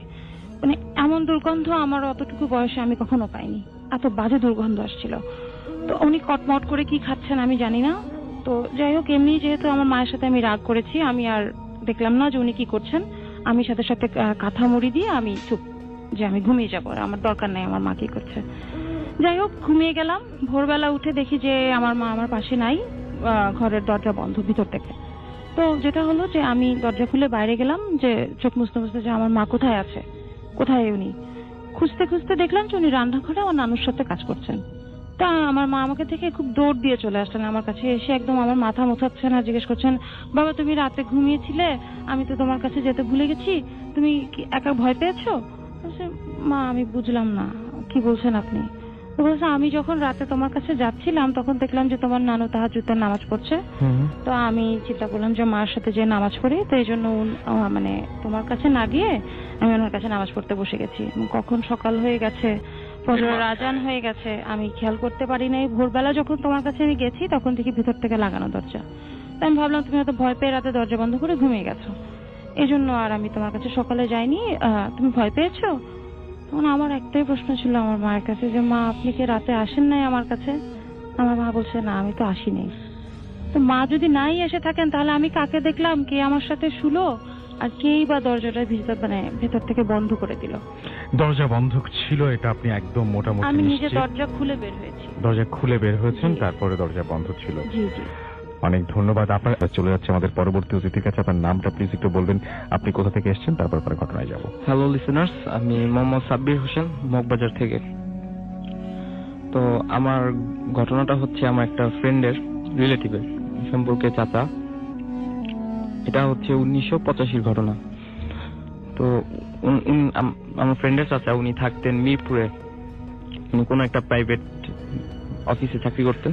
তো যেটা হয় যে একদিন রাত্রে উনি একটা স্বপ্ন দেখতে পান যে একজন মহিলাকে 2জন লোক দা দিয়ে কোপাচ্ছে। মহিলাটা বাঁচার চেষ্টা করতেছে, এটা দেখে একটা বাচ্চা কান্না করতেছে, পাশে ছোট একটা বাচ্চা। তো এটা দেখে ওনার মানে ঘুম ভাঙে, উনি খুব ভয় পান। তো ভয় পাওয়ার পর উনি এটাকে দুঃস্বপ্ন ছাড়া আর কিছুই ভাবলেন না। তো ওদিন গেল, পরদিন রাত্রে উনি সেম স্বপ্নটা আবারও দেখতে পান। দেখার পরে উনি এবার একটু বেশি ভয় পেলেন, কারণ পরপর 2 দিন একটা ড্রিম দেখার কারণ কি, ইভেন উনি ওই স্বপ্নের একটা ক্যারেক্টার কেউ চেনেন না। তো যেটা হয় যে ওই সময় আন্টির ঘুম ভেঙে যায়। তো আন্টি ঘুম থেকে উঠে জিজ্ঞেস করেন চাচাকে যে কি হয়েছে। তো চাচা যেটা বলে যে কিছু না, তুমি ঘুমাও, ভয় পাবেন বলে উনি শেয়ার করেননি। তো 3rd দিনের ঘটনা, 3rd দিন রাত্রে চাচা সেম স্বপ্নটা আবারও দেখতে পান। এবার ঘুম ভেঙে যাওয়ার পরে উনি খুবই টেনশনে ছিলেন যে মানে 3 দিন পর পর একটা স্বপ্ন। তো উনি যেটা করেন যে উনি একটা সিগারেট ধরান এবং বারান্দায় বসে সেটা খাচ্ছিলেন। তো ওই মুহূর্তে ঘুম ভাঙে। তো উনি রুম থেকে যেটা শুনতে পান যে চাচির ঘুম ভাঙছেন, উনাকে ডাকতেছেন। আচ্ছা। তো যেটা হয় যে উনি রুমে আসলেন, জিজ্ঞেস করলেন যে কি হয়েছে। তো পরে আন্টি যেটা বলে যে উনি একটা দুঃস্বপ্ন দেখছে, আন্টিও একটা দুঃস্বপ্ন দেখছে। তো চাচা জানতে চাইলেন যে মানে কি স্বপ্নটা। তো চাচির ঘুমের মানে স্বপ্নের বর্ণনা, চাচার ঘুমের বর্ণনা, স্বপ্নের বর্ণনা সেম ছিল। তো এরপরে যে চাচা যেটা ভাবলেন যে হয়তোবা এটা মানে বাড়িতে কোনো একটা প্রবলেম আছে। তো ওনারা বাড়ি পরিবর্তনের সিদ্ধান্ত নিলেন। এন্ড তারা যে বাসাটায় থাকতেন মিরপুরে, ওই বাসাটা তারা মানে বেশ 2-3 মাস যাবত ভাড়া নিয়েছিলেন। তো ওই মুহূর্তে চাচা যেটা মানে শুনেন যে পরে যে ওনার অফিসটা মগবাজারের কোথাও একটা জায়গাতে মানে শিফট করা হচ্ছে, মৌচাকের সাইডে। তো চাচা এক প্রকার মানে পাগলের মতো মানে মাসের মধ্যে থেকে বাড়ি পরিবর্তনের সিদ্ধান্ত নিলেন। দেন উনি মানে খিলগাঁর সাইডে একটা মানে ফ্ল্যাট পান। ফ্ল্যাটটা কিছুদিন যাবত বন্ধ ছিল, কোন একটা কারণে ভাড়া হইতেছিল না। তো বাড়িওয়ালার সাথে ভাড়া ব্যাপার মিটানোর পরে উনি 2 দিন পরে ওই ফ্ল্যাটে শিফট করলেন। তো শিফট করার পরে ওনারা ওই স্বপ্নটা আর কেউ দেখতো না। ওই নতুন ফ্ল্যাটে যাওয়ার পরে এখানে একটা জিনিস যে ওনারা যখন আগের ফ্ল্যাটে থাকতো মিরপুরে, তো একটা পর্যায়ে ওই স্বপ্নটা শুধু তারা দুজনই না, বরং পরে ওই স্বপ্নটা মানে আঙ্কেলের 2টা ছেলে ছিল, তারাও এই স্বপ্নটা দেখছে, কিন্তু তারা ফার্স্টে জানতেন না যে তাদের মানে প্যারেন্টস এই স্বপ্নটা দেখছেন। তো থাকার পরে 2-2.5 মাস খুব ভালোভাবে কাটার পরে একটা সময় যেটা হয় যে একদিন রাত্রে আমার ফ্রেন্ডের বড় কাজিন যে ওর ঘুম ভাঙে একটা শব্দ, ডাইনিং স্পেস থেকে কিছু একটা পড়ার শব্দে ঘুম ভাঙে। তো বাইরে যায়, যা কিছু দেখতে পায় না। তো পানি টানি খাওয়ার পর ওয়াশরুমের দিকে যাবে, তখন ও যেটা দেখে যে মানে কিচেনের দিকে একটা শ্যাডো, জাস্ট মানুষ হাঁটলে পিছনে যেমন শ্যাডো পড়ে ওরকম একটা শ্যাডো কিচেনের দিকে চলে গেছে। তো ওইটাকে ও ফলো করে যায়, পিছনে যায় দেখে ও কিছুই নেই। তো ও ঘুমাইতে চলে যায়। পরদিন ও ওটা শেয়ার করে রাম্মুর সাথে। তো রাম্মু বলে হয়তো বা রাত্রে ভুল কিছু একটা। সেকেন্ড দিন রাত্রে যেটা হয়, হঠাৎ ঘুম ভাঙে আঙ্কেল এন্ড আন্টির। মানে তারা শুনতে পায় যে ডাইনিং স্পেস থেকে কেউ কান্নাকাটি করতেছে, একটা মহিলা কান্না করতেছে। তো ওনাদের রুমগুলো ছিল পাশাপাশি, অপোজিট সাইডে ছিল কিচেন এন্ড ওয়াশরুম, মধ্যে ডাইনিং স্পেস। তো তারা বের হয় রুম থেকে। বের হওয়ার পরে তারা দেখে যে তাদের ছেলেরাও রুম থেকে বের হয়েছে সেম টাইম এটা দেখার জন্য, কিন্তু তারা কান্না শব্দ পাইতেছেন, বাট তখন সেটা যেটা ডাইনিং স্পেস থেকে পাচ্ছিলেন সেটা তখন পাওয়া যেতেছিল মানে ওয়াশরুমের সাইড থেকে। তো তারা ওয়াশরুমের দিকে যাওয়ার পরে তারা শুনতে পান যে এখন শব্দটা হচ্ছে আঙ্কেল এন্ড আন্টির রুম থেকে। তো তারা প্রায় অনেকক্ষণ মানে শব্দটা খোঁজার চেষ্টা করলেন, কান্নার শব্দ পান নেই। তো একটা পর্যায়ে ডিসিশন হয় যে সবাই এক রুমে থাকবে।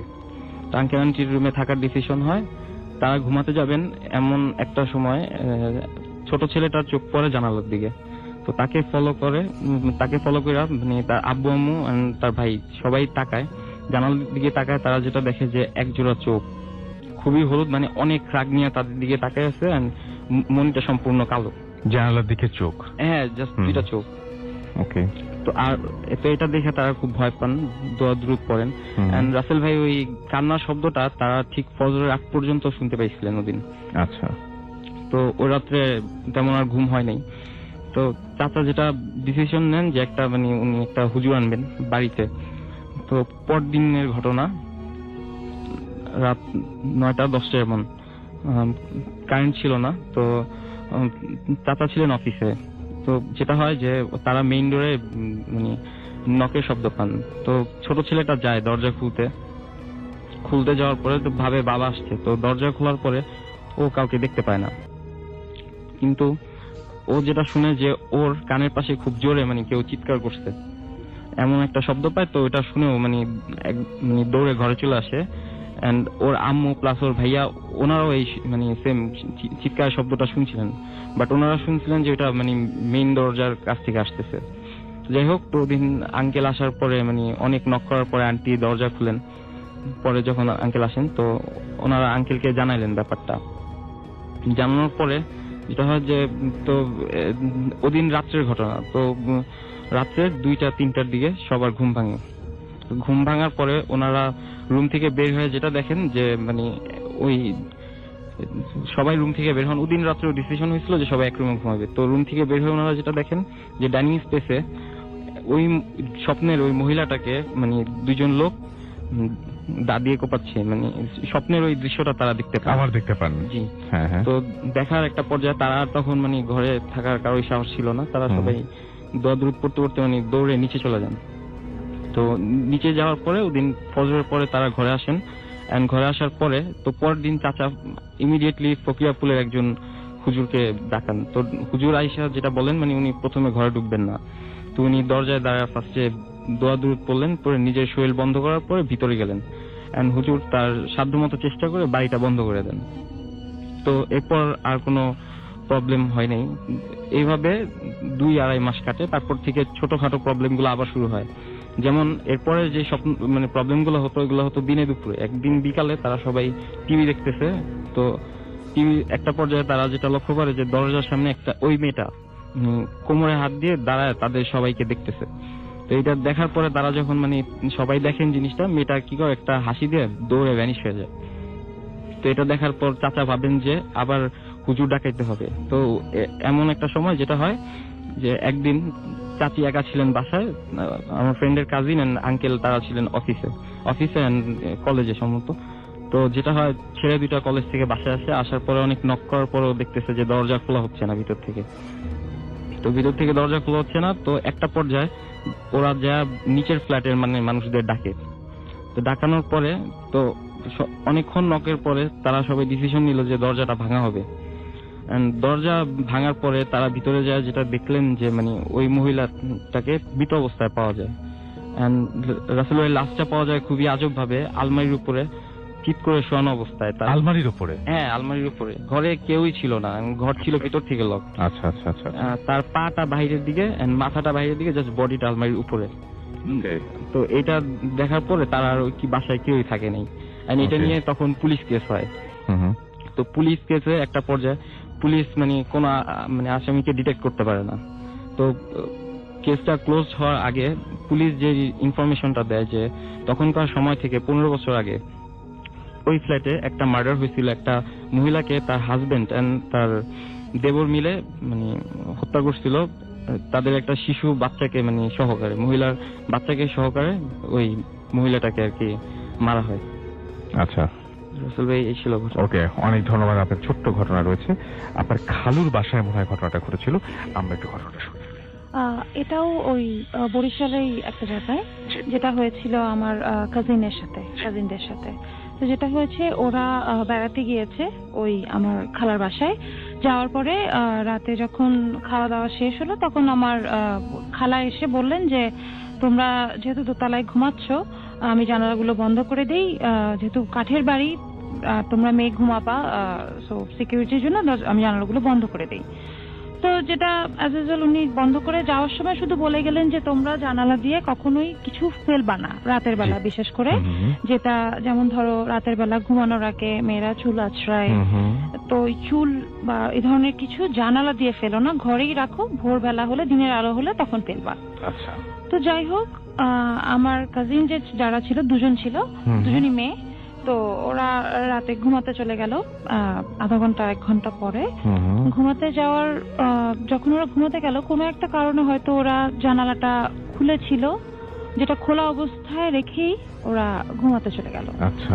তো যখন ঘুমিয়ে গেল, রাত যেহেতু গ্রাম, আনুমানিক 11টা-12টার দিকে আমার খালু বাজার থেকে যখন ফিরছিলেন, ওনার সাথে আরো 2জন লোক ছিল। তো উনি হেঁটে যখন আসছিলেন, গ্রামের বাড়িতে সাধারণত কাছারি ঘর থাকে, প্রথমেই কাছারি ঘর থাকে, তারপরে বাসা, মানে ভেতরে মহিলারা যেখানে থাকে থাকার জায়গা। তো উনি যখন হেঁটে আসছিলেন, উনি রাস্তা দিয়ে আসার সময় দেখছেন যে ওনার বাড়িটা যেহেতু দোচালা ছিল, দিয়ে চাল, তো উপর থেকে কেউ একজন উপর হয়ে জানালার ভিতর থেকে ঢুকে গেছে দোতলার ভেতরে। তো উনি যখন এই জিনিসটা দেখলেন, এবং খুব সাদা একটা অবয়ব, একদম সাদা, দূর থেকে দেখা যাচ্ছিল। তো উনি যখন কাছাকাছি গেলেন, তখন দেখলেন যে ওই জিনিসটার কোনো মুভমেন্ট নেই, মানে যেভাবে উপর হয়ে ঢুকে আছে ওভাবেই আছে। তো উনি ভাবলেন হয়তো গ্রামের বাড়ি চোর আসতে পারে, ডাকাত আসতে পারে, ওরা হয়তো ওইভাবে করে ভেতরে ঢুকছে। তো উনি ওনার সাথে যে 2জন ছিলেন, ওদেরকে বললেন যে তোমরা কোনো শব্দ করো না, আমরা চলো বাড়ির ভিতরে যাই, ভেতরে যেয়ে দেখি যে ভেতরে কি অবস্থা, তারপরে আমরা লাগলে মানে লোকজন ডাকবো। তো ওনারা আস্তে করে বাড়ির ভেতরে ঢুকে গেলেন। ঢুকে ওনারা যখন দোতলায় উঠে ওই রুমে গেলেন, যে রুম থেকে এই জিনিসটা দেখা যাচ্ছিল, ওখানে যাওয়ার পরে দেখা গেল যে একটা অবয়ব, সাদা রঙের, একটা মুখ আছে, চোখও আছে, যেটা বিছানার উপরে, আমার যেখানে 2জন বোন শুয়ে ছিল, ঠিক তাদের মুখের উপরে আনুমানিক 5-6 ইঞ্চি উপরে ওদের দিকে তাকিয়ে আছে। এবং জিনিসটা এমন ভাবে এসছে যে চালের উপরে দাঁড়িয়ে, মানে ছাদের উপরে দাঁড়িয়ে, জানালা দিয়ে ঢুকে এসে খাটের উপরে যারা শুয়েছিল তাদের দিকে তাকিয়ে দেখছে। তো এটা দেখার পরে আমার খালু সাথে সাথে চিৎকার করে উঠলেন, এই কে ওখানে? আচ্ছা। তো কে ওখানে বলার পরে উনি যখন চিৎকার চেঁচামেচি করছে, ওই জিনিসটা হঠাৎ করে নাই, চলে গেল। কোথায় চলে গেল? ভ্যানিশ। আর ওনার চিৎকারে আমার খালা, বাড়ির অন্যান্য লোকজন, আমার কাজিন, এরা সবাই উঠে গেছে। উঠে জিজ্ঞেস করছে যে কি হয়েছে। তখন উনি বলছে যে আমি দেখলাম একজন এরকম করে দেখছে ওদেরকে। তখন আমার খালা কারোর সাথে কোনো কথা না বলে দৌড় দিয়ে এসে আমার কাজিনদেরকে জিজ্ঞেস করলেন, তোমরা কি জানালা খোলা রেখেছিলে? তখন ওরা বলল যে হ্যাঁ।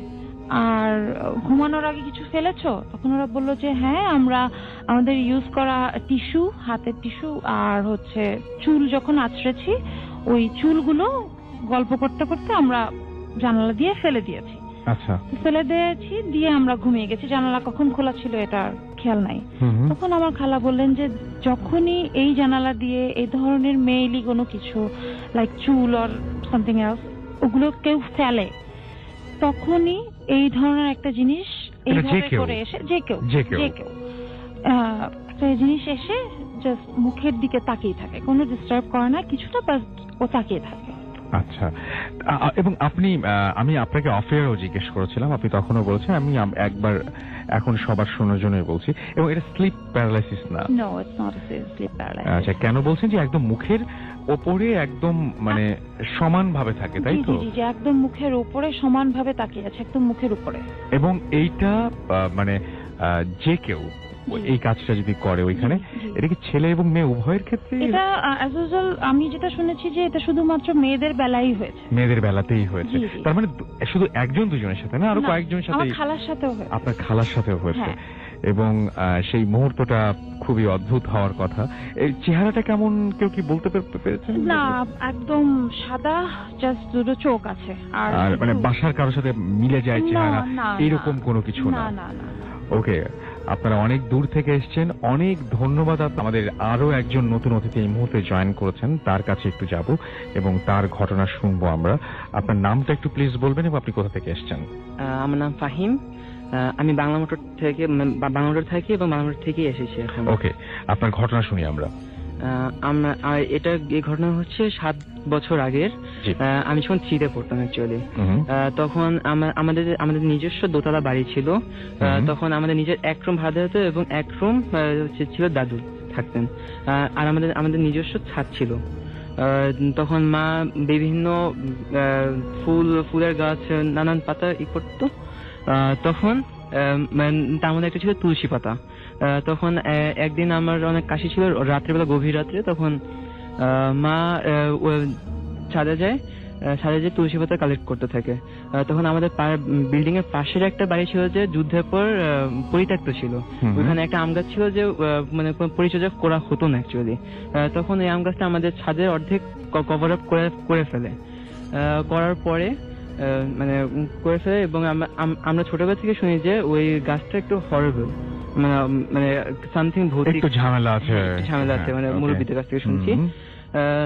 তখন মা তুলসী পাতা ছিঁড়েছে, কি জানি মার চুলের খোপা অনেক জোরে খুলে দেয় অ্যাকচুয়ালি। মার চুল বেশ বড় ছিল তখন, তাই মা ভয় পায় ঠিকই, বাট নিচে এসে আমাদের কাউকে বলে না অ্যাকচুয়ালি, কারণ আমরা ভয় পাবো। আমাকে শুয়ে দেয়। তারপর মাও শুয়ে যায়। তারপর মা অনুভব করতে পারে যে মার মাথার সামনে একজন দাঁড়ানো। মা যখন চোখ খোলার চেষ্টা করে, তখন মার মাথাটা অনেক জোরে চেপে বসে। তখন মা সাধারণত ভেবেছে যে এটা বোবা ধরেছে, বাট মা বাবাকে জাগানোর পরও বাবা ট্রাই করেছে বোবা কাটানো, বাট ওটা হয়নি, মানে বোবাটা কাটেনি অ্যাকচুয়ালি। তখন বাবা লাইট জানার পরে আমি মার পাশেই শুয়েছিলাম।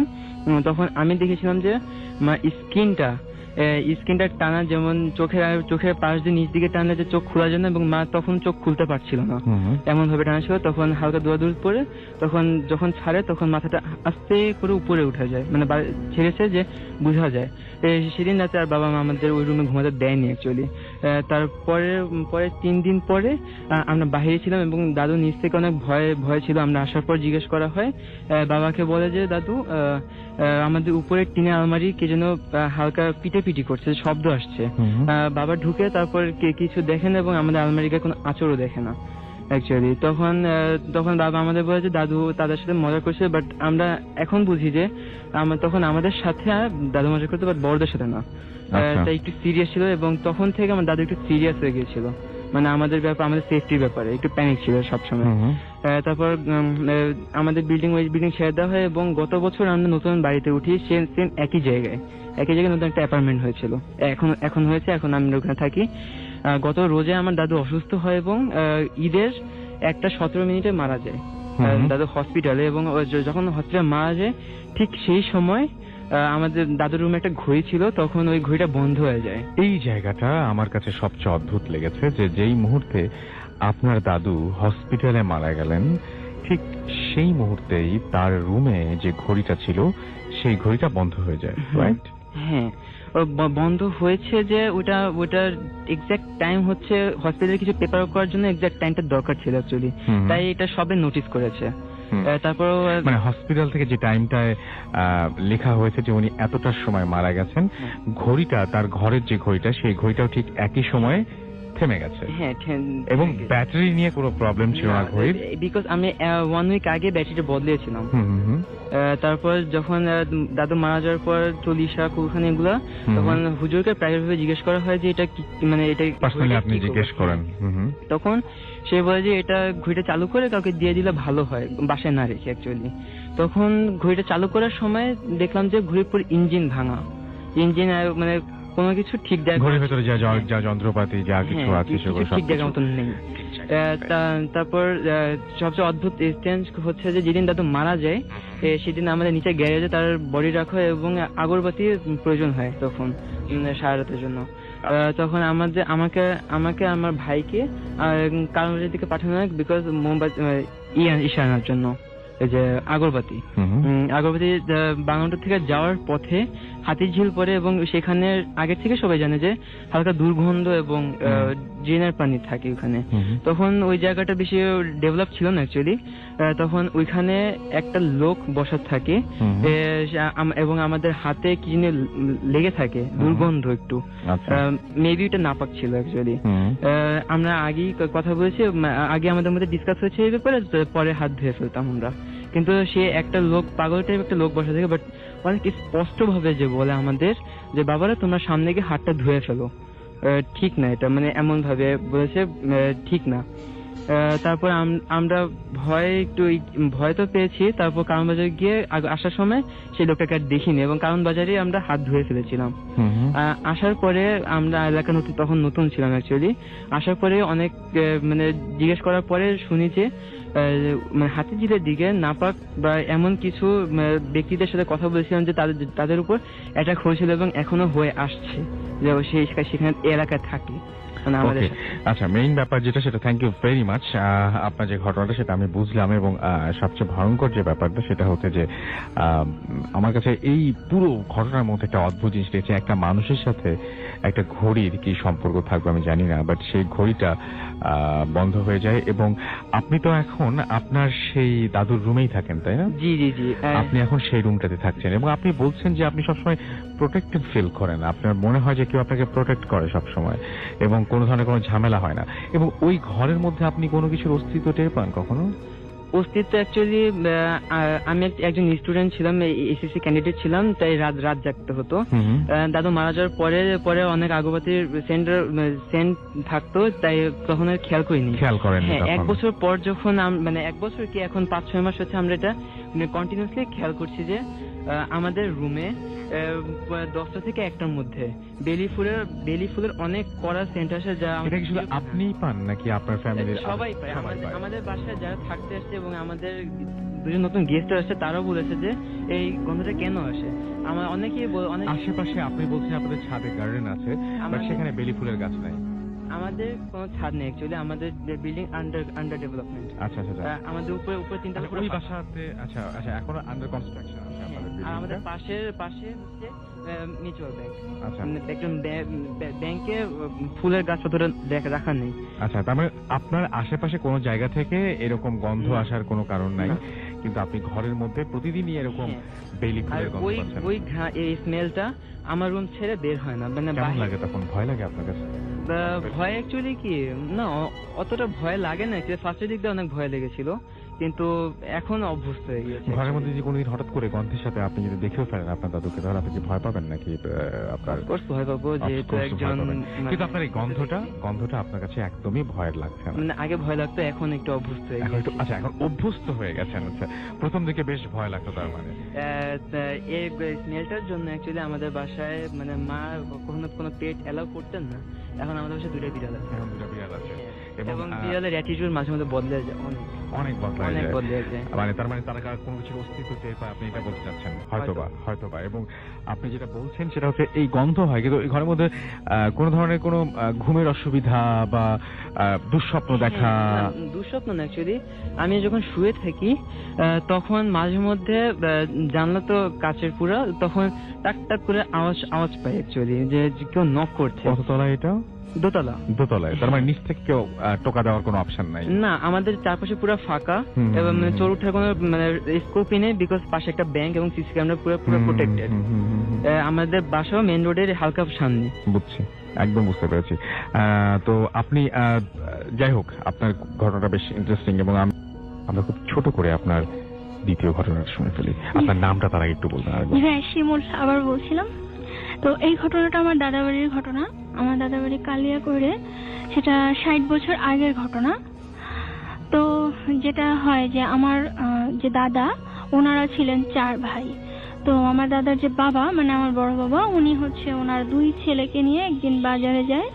তো আগেকার দিনে তো যেটা ছিল যে হাট ছিল, তো উনি সন্ধ্যাবেলা ওনার 2 ছেলে এবং উনি একটা হারিকেন নিয়ে গরুর গাড়িতে করে হাটে যায়, এবং ফিরে আসার সময় একটা কালভার্টের কাছাকাছি একটা জায়গায় ওনার মানে আমার দাদার যে বাবা, মানে আমার বড় বাবা, উনি 2 জন মহিলাকে দেখতে পায়। ওনারা বোরকা পরে ওখানে দাঁড়িয়েছিল এবং কাঁদছিল। তো আমার দাদা জিজ্ঞাসা করে যে তোমাদের কি হয়েছে, তোমরা কেন কাঁদতেছো, তোমরা কি ওইদিকে যাবা? মানে উনি যেদিকে যাচ্ছিলেন ওই দিকের কথা বলে, যে তোমরা কি ওইদিকে যাবা, তো গেলে আসো, গাড়িতে বসো। তো ওই মহিলা 2 জন গাড়িতে বসে, এবং বসার পরে যেটা হয়, গাড়ি এত ভারী হয়ে যায়, এত ভারী যে গরু টানতে পারছিল না, এত ভারী হয়ে যায়। তো হঠাৎ করে আকস্মিক, মানে ওনারা বসার পরেই, তো এরকম 20 থেকে 25 হাত দূরত্বে যাওয়ার পরেই ওনার এক ছেলে বলে ওঠে, বাবা তুমি এটা কাদের উঠাইছো গাড়িতে, এদের তো সারা গায়ে লোম। মানে জিনিসটা এরকম ছিল যে ওনাদের লোমগুলো এমনই মানে ঘন এবং এত মানে পুরো ছিল যে মনে হচ্ছিল তারা বোরকা পরে দাঁড়িয়ে আছে।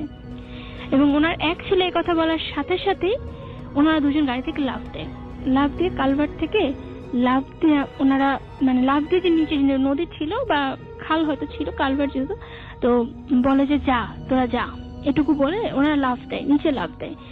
এবং আমার দাদা ওখান থেকে কোন রকমের বাড়ি পর্যন্ত পৌঁছাইতে ওনার 2 ছেলে মারা যায় তৎক্ষণাৎ। এবং পরের দিন সকাল হতে হতে আমার যে বড় বাবা, উনি মারা যায়। এবং দুপুর নাগাদ গরু দুটাও মারা যায়। এবং এরপরে যেটা হয়েছে যে ওনারা যে তার 2 ভাই বাকি ছিল, আমার দাদা আর আরেকজন ছিলেন, আরেক দাদা। তো আমার দাদা ওই এলাকা ছেড়ে রাজশাহীতে চলে আসে। উনি তারপরে ওই এলাকায় কোনোদিনও যায়নি, আর এখনো পর্যন্ত উনি তো মারা গেছেন। আমরা আমাদের মানে সমস্ত কিছু ওইদিকেই, এদিকে আমি নিজে কখনো যাইনি, আমার বাবা মাঝে মাঝে যায়। এবং ওই এলাকাটা এখনো এত প্রত্যন্ত যে ওখানে কারেন্ট নাই, বিদ্যুৎ নাই এখনো। এবং আরেকটা যেটা হয়, প্রতি বছর আষাঢ় মাসে ওই জিনিসগুলো একবার দেখা দেয়। ওই পরিবারের কাউকে না কাউকে ওই ভিটাতে, যেটা তাদের ভিটা, ওই ভিটায় তারা আসে, একবার দেখা দেয়, বছরে একবার আসবেই। ওকে, থ্যাংক ইউ ভেরি মাচ। আপনি অনেক দূর থেকে আজকে এসেছেন, রংপুর থেকে আপনি এসেছেন। আপনার নামটা প্লিজ একটু বলবেন, এবং রংপুরে আপনার বাসা কোথায় একটু যদি বলা সম্ভব আমাদের বলবেন। হ্যালো লিসেনার্স, আসসালামু আলাইকুম। আমি মোহাম্মদ মাহমুদুল করিম চয়ন। আমি রংপুর জেলার গঙ্গাচড়া উপজেলা থেকে এসেছি। আমার গ্রাম দক্ষিণ কুলকন্দ। তো রাসেল ভাই, আমি সরাসরি আমার গল্পে চলে যাচ্ছি। ওকে। আমার এই গল্পটা অনেকদিন আগ থেকে, আমি আসলে আমার জন্মের আগ থেকে আমি আমার জন্মের আগের ঘটনা, আমি পরে এগুলো আমার মায়ের কাছে শুনেছি এবং আমার বাবার কাছেও শুনেছি। আর এর মধ্যে কিছু ঘটনা সেই তখন থেকে শুরু করে এখন আমাদের সাথে কিছু ঘটে চলেছে। আমরা 4 ভাই বোন, বড় আপু মিনি, তারপর নয়ন, শয়ন এবং আমি চয়ন। আমাদের 4 ভাই বোনের সাথেই কিছু এই ঘটনাগুলো চলে এসেছে। আর রাসেল ভাই, আশ্চর্যের বিষয় এটা যে এই ঘটনাগুলো যে ঘটছে ফ্রেন্ডসদের সাথে যখন শেয়ার করি, এর জন্য এত সুপার ন্যাচারাল কিছু ঘটছে আমার সাথে, ওরা আমাকে সুপার বয় বলে ডাকছে এখন।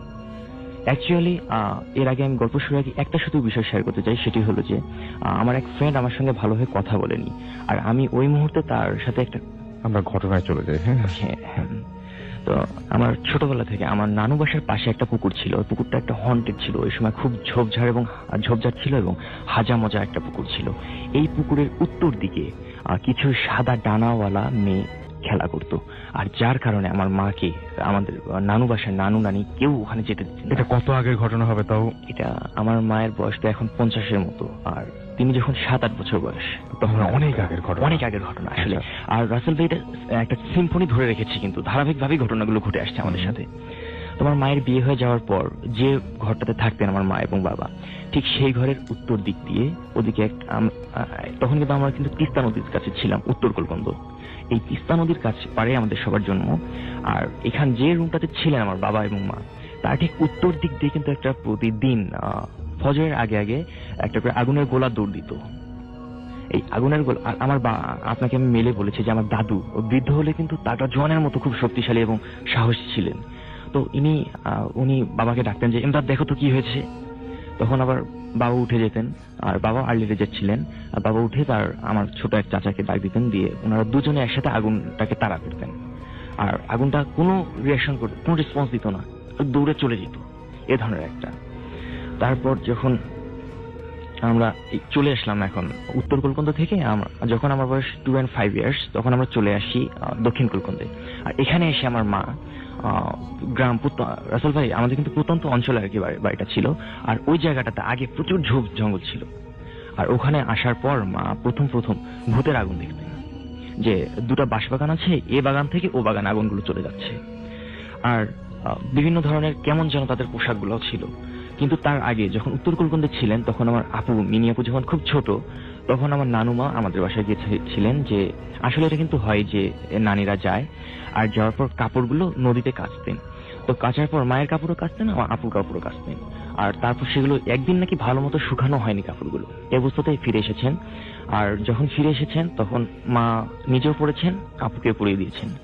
আর তারপর হঠাৎ করে মিড নাইটে মা ফিল করছে যে 30-40টা কুড়ে ঘরের মধ্যে কিন্তু 30-40 জন কালো বালক আসছে, এসে মাকে চিপে ধরার চেষ্টা করছে।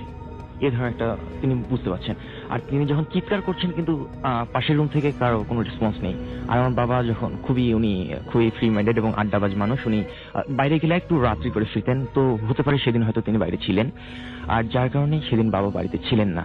আর যখনই তিনি দেখছেন যে না বাচ্চাগুলো এখন নেই, তখন দেখছেন যে সাদা রঙের কিছু গাভী, বড় বড় শিং, তারা আসছে, এসে মাকে চেপে ধরার চেষ্টা করছে। আমার বড় আপুর বাসা কিন্তু ফুলবাড়িতে, উনি কিন্তু ফুলবাড়িতে চলে যান। তো ফুলবাড়িতে থাকার সময় আমার মেজো ভাইয়া স্বয়ন আপুর বাসায় যায়। এখন আমার দুলাভাই একজন কোল্ড স্টোরের ফুলবাড়ি কোল্ড স্টোরের অ্যাকাউন্টেন্ট ম্যানেজার ছিলেন। তো উনি আসতে চাইলেও আর কি তাড়াতাড়ি করে আসতে পারতেন না, অফিসে কাটাতে হতো অনেক সময়। তো এর কারণে যখন তিনি একদিন অনেক রাত করে ফিরেছেন, কিন্তু তার আগেই আমার ভাইয়া এবং আপু আমাদের ভাগ্নিকে পড়াচ্ছেন আর খেলা দিয়ে ছিলেন। তো এর মধ্যে হঠাৎ করে তারা ঘুমিয়ে পড়ে। আর আপু ফিল করে যে জানালার পাশ দিয়ে হয়তো কেউ একজন নুপুর পড়ে যাচ্ছে, খুব স্লোলিও না ফাস্টলিও না, দৌড়েও না হেঁটেও না, কিন্তু একটা মাঝারি ভাবে একটা নুপুরের শব্দ যাচ্ছে। তো যখন মেজো ভাইকে ডাক দিল যে দেখতো কি হচ্ছে এটা, তখন মেজো ভাই জানালাটা খুলে যে কে যায়। ও কিন্তু খুব সাহসী ছিল, আর ও এটা বলে। তো আপু আবার ওকে থামায় যে দাঁড়া, এভাবে বলতে নেই। তখন আপু আবার আস্তে করে জানালাটা লাগাই দিয়ে বলে যে এটা যাই হোক না কেন, এভাবে নেওয়ার কোনো প্রয়োজন নেই। তারপর তো আমাদের বাড়িতে চলে আসে, গ্রামের বাড়িতে চলে আসে গঙ্গাচড়ায়। আসার পরে মাকে যখন এই কথাটা বলে, রাসেল ভাই এটা 2005 সালের ঘটনা হবে, তো আমি তখন ছোট ছিলাম। তো মাকে বলে, তো মা বলে যে এ নিয়ে ঘাটাঘাটি করার কোনো প্রয়োজন নাই, আসলে এগুলো হতেই পারে। কারণ মা বলছেন যে আমি যখন তাহাজ্জুদের নামাজের সময় উঠতাম, তখন আমি শুনতে পেতাম যে 4 পায়ের একটা ঘোড়ার মতো কিছু একটা এই বাঁশবাগানের দিক থেকে মসজিদের দিকে যাচ্ছে। তো আসলে এ নিয়ে তোমরা কেউ বেশি ঘাটাঘাটি করো না, একটা হয়েই থাকে। আর আমাদের বাড়ির উত্তর পাশে, আমি যে রুমটাতে থাকি, আমার পাশের রুমে আমার মা থাকেন, তো আমাদের বাসার উত্তর দিকে কাঁঠাল বাগান আছে। তো এখান থেকে ধূপধাপ করে কাঁঠাল পড়ার শব্দ হয়, কিন্তু সকালে কোনো কিছু নেই, পুরো ফাঁকা। এখন কাঁঠাল যা ছিল গাছেই আছে। হ্যাঁ। আর কোনো কিছুই নিচে কিছুই পাওয়া যেত না। হতে পারে যে এখন কাঁঠাল আছে, দুপুরবেলা হঠাৎ করে কাঁঠাল পড়লো, যে বুঝতে পারছি যে কাঁঠাল আছে, আমরা গেলেও দেখতে পাই। তো রাত্রিবেলা যখন পড়তো, সকালবেলা আমরা কিছুই দেখতে পেতাম না, শুধু শব্দই হতো। তো মা বলছেন এই নিয়ে ঘাটাঘাটি করার কিছু নেই, এটা হতেই পারে, কোনো সমস্যা না।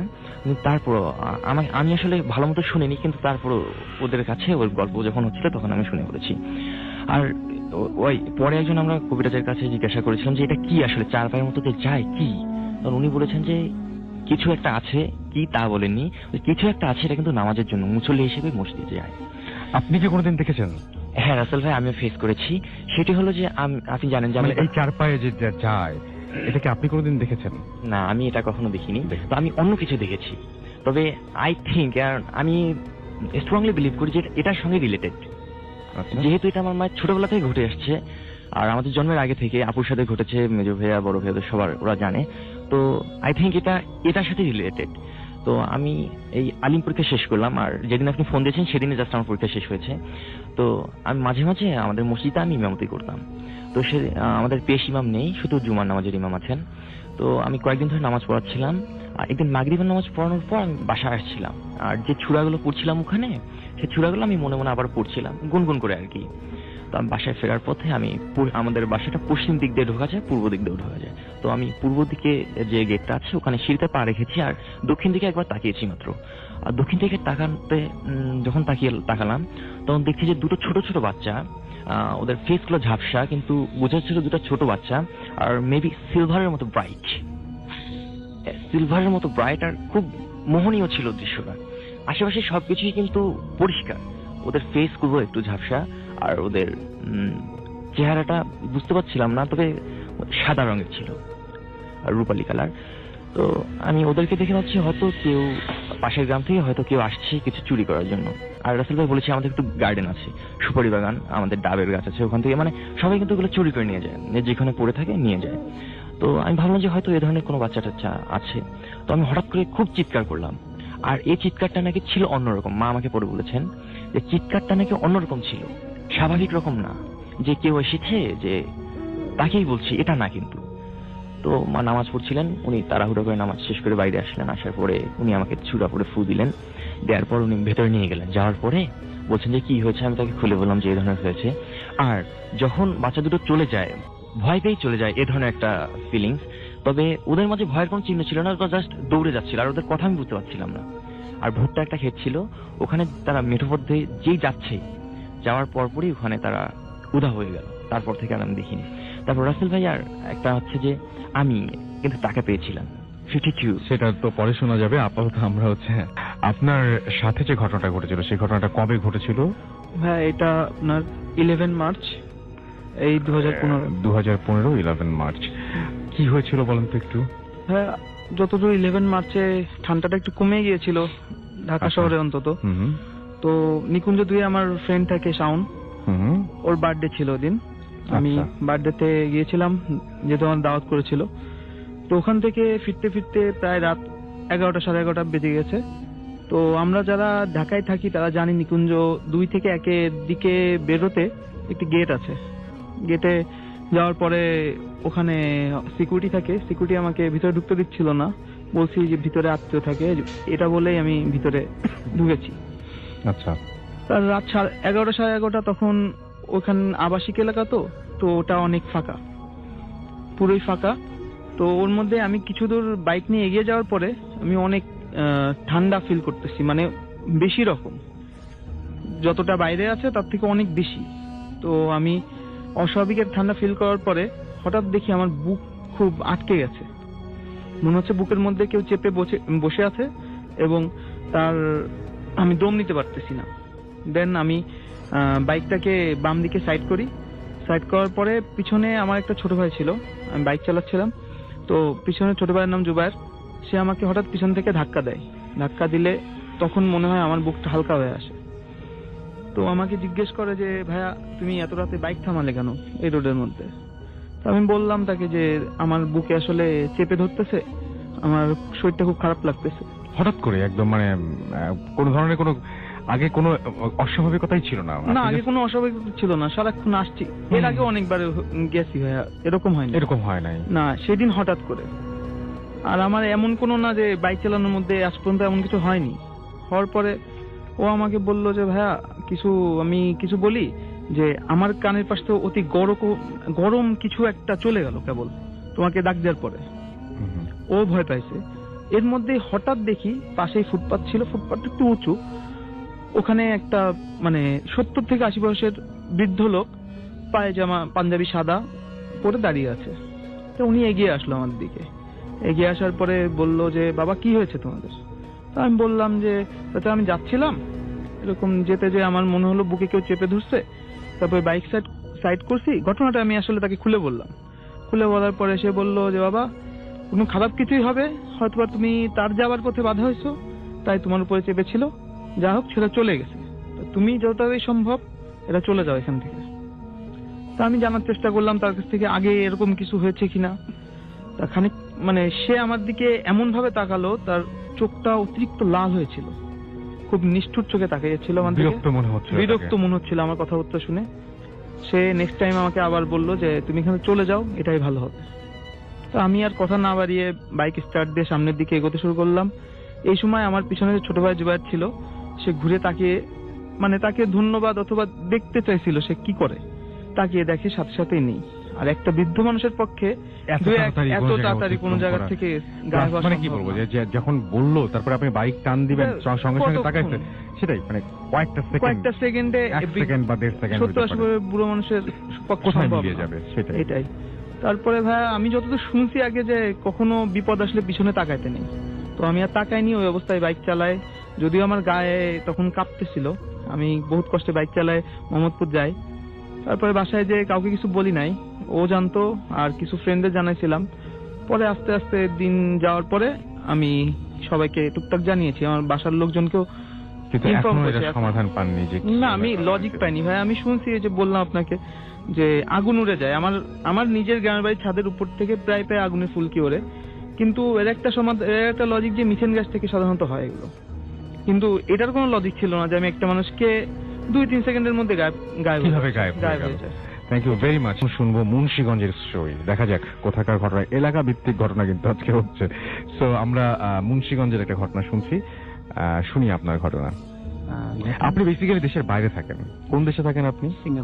সিঙ্গাপুর। এবং ঘটনা যেটা ঘটেছে সেটা তো সিঙ্গাপুরে ঘটেছে, রাইট? সিঙ্গাপুরে ঘটছে ঘটনা, দেশেও কিছু ঘটনা আছে।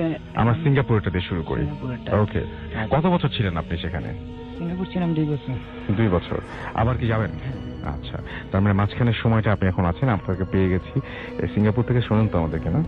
সিঙ্গাপুর থেকে আমি আসার পর আপনাদের ফুর্তি অ্যাপটা চালু হয়েছে, সেই জন্য বিশেষ করে রেডিও ফুর্তি পরিবারকে ধন্যবাদ জানাই যে আমরা যারা প্রবাসে থাকি তাদেরকে অনেক কষ্টের মাধ্যমে, যেমন আমার প্রিয় একটা অনুষ্ঠান ভূত এফএম, তো আমি দেশে থাকতো একটা পর্ব মিস করতাম না। যখন আমি সিঙ্গাপুর ছিলাম তখন আমার এখন আপনাকে আর কিচ্ছু মিস করতে হবে না। আমরা এখন আপনার ঘটনা মিস করতে চাই না। চলুন আপনার ঘটনা শুনি। সিঙ্গাপুরে কি ঘটনা ঘটেছিল একটু প্লিজ আমাদেরকে জানিয়ে দিন।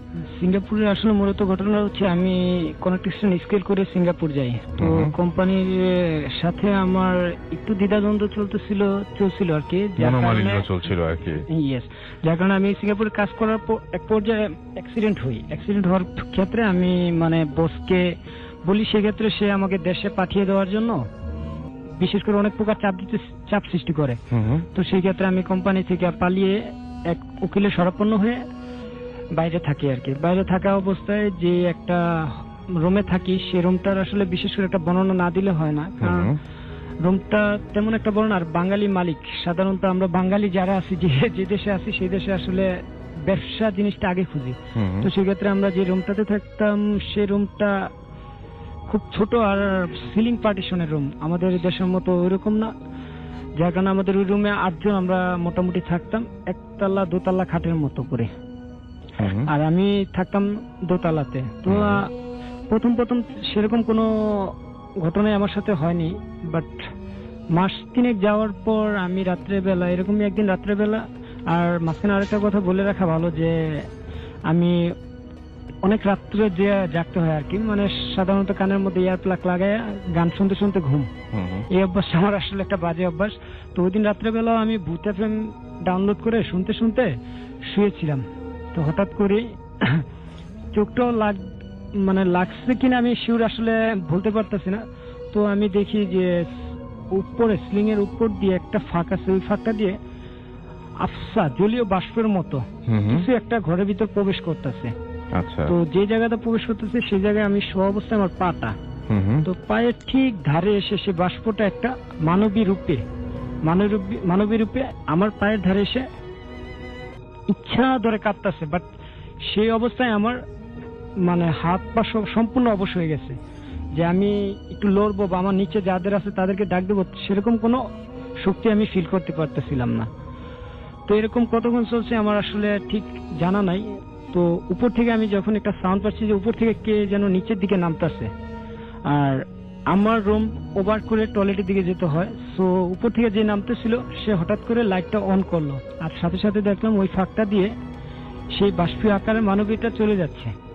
তো একদিন যদি হতো তাহলে মনে করতাম হয়তো বা স্বপ্ন বা হ্যালুসিনেশন, কিন্তু ওইরকম কোনো কিছুই না। তারপরের দিন হয় নাই, তারপরের দিন সেম ঘটনা। তো আমি দেখলাম যে আমার তো কোনো ক্ষতি করতেছে না, তো আমি এটার উৎসাহ জানার জন্য একটা ভিতরে একটু অন্যরকম অনুভব হলো। তো এরকম করে 1 দিন 2 দিন 3 দিন 4 দিন 5 দিন টোটালি 6 দিনের মতো এরকম ঘটনা ঘটার পর আমি দেখতেছি যে সে আমার দিকে ঘুরতেছে না বা কোনো কিছু না, শুধু আমার পায়ের ধারে এসে কাঁদতেছে এরকম। তো যাই হোক, আমি আমার এক ফ্রেন্ডকে এই ঘটনাটা জানালাম, পাশাপাশি আমার দেশের বাড়িতে ফোন দিয়ে আমার বড় খালা, আমার মা, তাদেরকে জানালাম। ঠিক তারপর দিন থেকে তারা আমাকে একটা উপদেশ দিল, তুমি যেভাবে শো তার উল্টো দিকে শো, তাহলে আল্লাহর রহমতে তোমার সাথে এরকম কোনো কিছু ঘটবে না। তো আমি দক্ষিণ দিকে মাথা এবং উত্তর দিকে পা দিয়ে শুইতাম। সেম আমি তারপরের দিন উত্তর দিকে মাথা এবং দক্ষিণ দিকে পা দিয়ে শোয়ার পর থেকে আর ওই ধরনের কোনো ঘটনা আমার সাথে ঘটেনি। তো আমি আসলে এটা লজিক কোনো খুঁজে পাইলাম না যে কাঁদতেছে, আমাকে কোনো স্পর্শ করতেছে না, আমার কোনো ক্ষতি করতেছে না। কিন্তু যেদিনই আমি আমার বন্ধুকে এবং আমার ফ্যামিলির মেম্বারদেরকে জানালাম, ঠিক তারপর থেকে আমার সাথে এটা ঘটেনি। Thank you very much. প্রিয় লিসেনার, আশা করি প্রত্যেকটি ঘটনা আপনাদের মাঝে ভালো লেগেছে। তবে আপনারা প্রতিনিয়ত এই ধরনের ঘটনাগুলো শুনতে ইচ্ছুক কিনা, কোন ঘটনাগুলো শুনতে আপনারা ইচ্ছুক, অবশ্যই কমেন্ট সেকশনে জানিয়ে দেবেন। আমি পরবর্তী বিষয়ে ঠিক সেই ধরনের ঘটনা দেওয়ার চেষ্টা করব, আপনারা যাতে খুব সহজেই এই ধরনের ঘটনাগুলো শুনতে পারেন। এই কারণে বিভিন্ন জায়গা থেকে এই ঘটনাগুলো খুঁজে বের করে প্রতিনিয়ত এই ইউটিউব চ্যানেলে আমি পাবলিশ করে থাকি রাত 10টা বাজে। তাই বলবো, যারা এখনো এই চ্যানেলটি সাবস্ক্রাইব করেননি অবশ্যই চ্যানেলটি সাবস্ক্রাইব করে নেবেন। তো আজকের জন্য এখানেই বিদায় নেব। আল্লাহ হাফেজ।